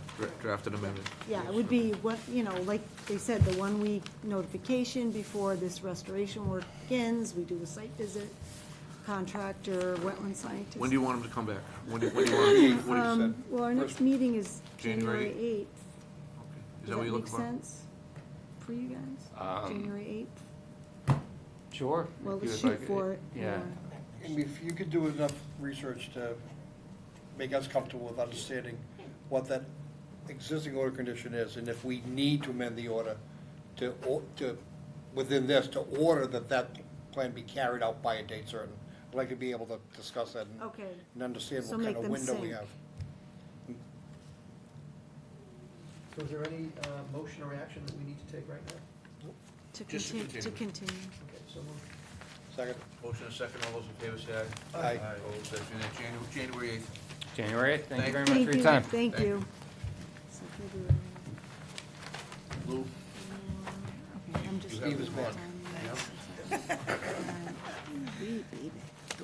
Is that, You gotta go back to high school. they're back? 1250 Back? Oscar. They're here? Oh, I'm sorry, yes. Oh, Steve, I'm so sorry. What'd you do? I The didn't doors even are think of locked. that. You gotta wait for something else to leave? Oh, I my had to wait, I gosh. had to text Maureen to come down and get me. I'm so sorry. The doors, the front doors, I the back didn't- doors, every I did- door is well, locked. I didn't, He's still smoking. No, I went out to my car to tell my wife that I'm not gonna be home for dinner. I haven't eaten yet, she's got dinner waiting, so I went out to Right, call her. So go fast. okay, all right. All right, so, planning board is closed, Yes. issued its decision.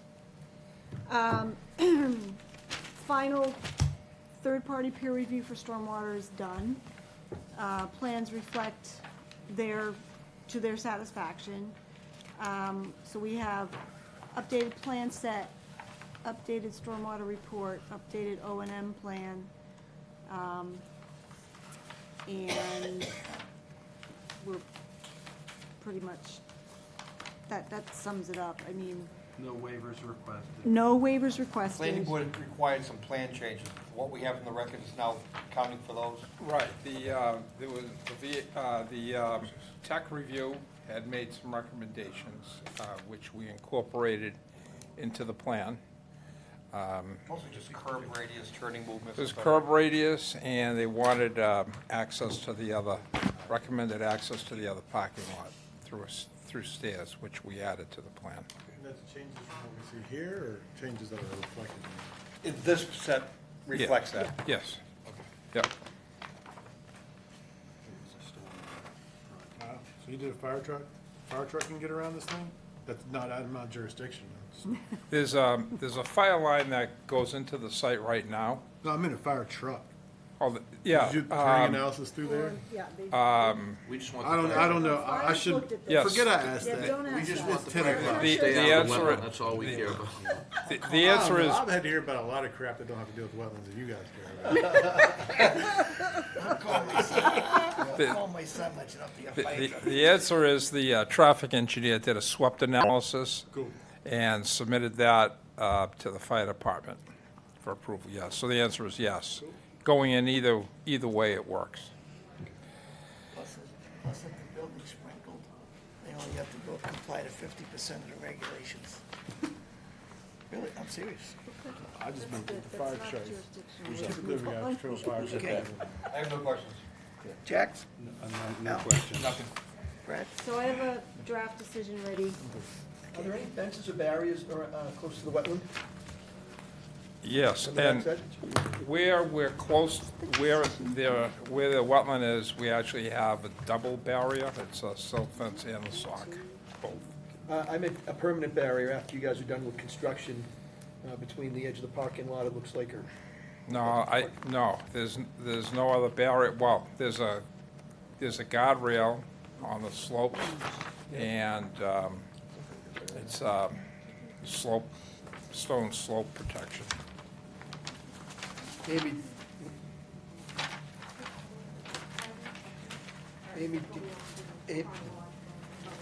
Okay.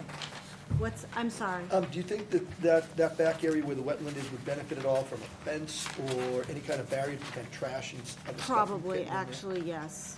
Okay. And I added a special condition that requires cleanup of that slope and that wetland before any work starts, because it's gross. Right, and they actually went in and cleaned out the site, because that was a comment of the planning board as well, but I told them not to go into the wetlands until after Okay. this was done, and it was coordinated with the agent, but to close this first. Where do we want a fence?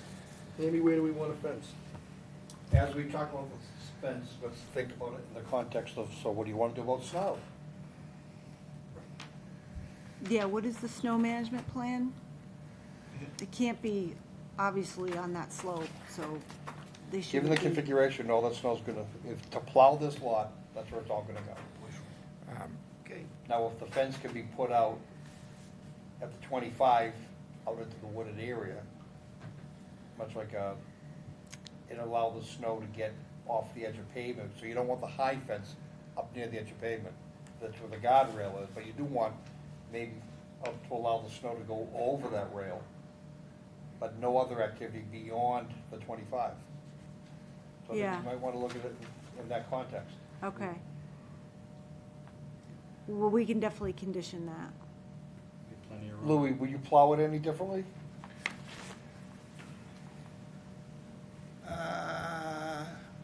Well, if you, So you use, I put it toward the back, but there's parking back there, right? yeah. Yeah, Right, beyond that- parking's Beyond here. that T, beyond the infiltrator, where the guardrail is, Yeah. you've got some distance to where the actual wetland line is. So somewhere between the guardrail and the 25, there may be ample snow storage there. Right. Well, it looks like Do a we pretty want steep that? area that's just gonna go down there. You don't wanna put snow there, right? It's gonna go down to the wetland. Right now, there is a fence there, though. It's like a stockade, sort of, right? There's pieces of it. Pieces of it. Well, Amy, would you put like a chain link fence around that perimeter of the parking lot there on the wetland side of the guardrail? Serve that purpose, and you put up no stockpiles Yeah. in that area.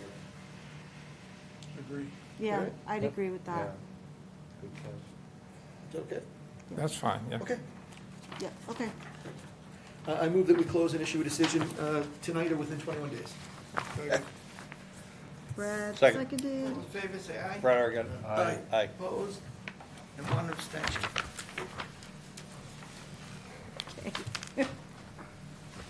Thanks. I'm not gonna file an open meeting law violation. Okay. Sorry about that. You didn't get anybody. Oh, my gosh. Sorry. Okay, How could you? The door was locked. It wasn't open. It wasn't open, the door was locked. Yes. it's a decision Monsoon time. out there, by the way. First one is 242-1900 Great Pond Road. Okay.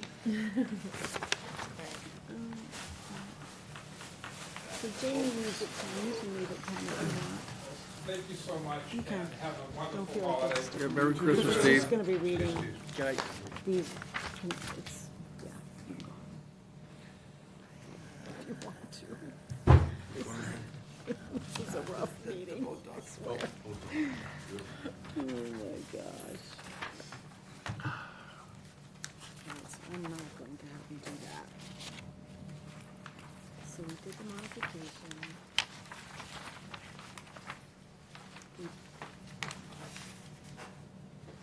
Did we issue the COC for the Osgood Pond Dam? We did. We did Stevens. We tabled Nutmeg. We issued that. We tabled the airport runway, right? COC? Yeah, because we're doing a bond. That's right, okay. And nutmeg wasn't done. Right. Okay, yeah. I'm sorry, yeah, okay. 148 Main Street, Main Street. We did Dale. Any questions? Dale Street. We did No, Milton just- Road. We're doing 1200. I think it came out during Doing construction that Yeah, with the protections that they're putting in, nothing makes this time sensitive Not worth. about certain season, right? 66A. yeah, you're asking a question, I didn't hear what you said. All right, which one are we on? We're on the boat launch. Boat launch. We're trying to get You still right here? through the boat launch. Yeah, I was just trying to figure out stuff out. What was the question? No, that, 66 is not what I'm talking about. The, 66. the construction method and the sequence that's presented doesn't make us require them to do certain work only during certain periods of the year. They can do it at any time. Right. Because of the way they're gonna protect it with coffer dams and whatnot, right? Yes, and they just have to do a muscle, a canvas for the mussels and move them. Mhm. So it's not, yeah. Okay. Jack? No, I have no questions. No questions, and I'm happy with the order of conditions. All set. I want to add, just in terms of approved plans, just the natural heritage endangered species letter. I think. It's conditions. I don't know if I did that. And, what do I have for the bond? 20? Okay.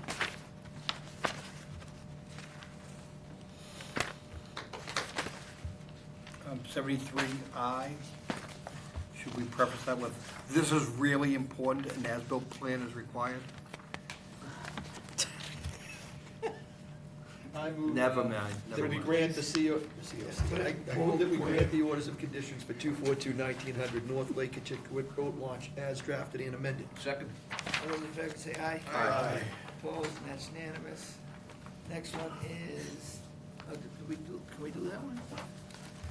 Even though we don't have a snow stockpile thing on the plan? We're gonna condition it. We'll condition it. And defense. That's 1901. Take care. Okay. It's on the back, isn't it? Didn't you tell me to? Yeah, no? So, all right, so, I would say, condition number 39, I do a new A and say that plan revised to incorporate, chain link fence and no stockpiling signs at that end. 4 foot higher, or 4 foot in height or higher. 4 feet? Yep. Or higher. Or higher. Okay. You think that's enough? 4? No. 6. 6, all right, let's do 6. You're really just, you're You're pushing gonna, that. you're gonna bucket this out with the background. Big on the bond here. Do you think that might be a typo? I think so. You wanna look at 37? You're bonding $200,000 for this project? Is it? Yeah. Did I really? You said 20, but you wrote 20. Ooh, all right, $2 million. Okay. All right. All right, so I'll do that. Words beat numbers. No, Nice catch, Ryan. no. Thanks. Thanks, Bill.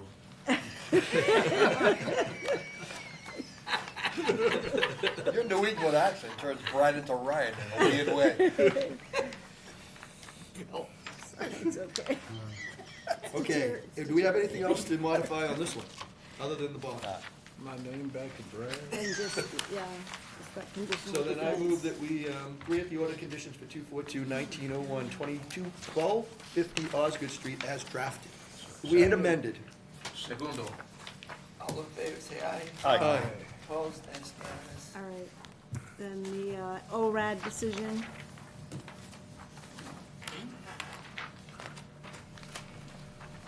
Is that Brad? Oh, Brad. I'm missing one. It's a single page. You guys. It's just one pager. Oh, it's just this thing here? That's it. Yep, Okay, what do you need? A motion somewhere. nothing, I just Need a need a vote? motion. So moved. Okay. Adopt as All drafted. those in favor, Second. all those in favor say aye. Aye. Opposed, that's unanimous. Motion to All right. adjourn, is that correct?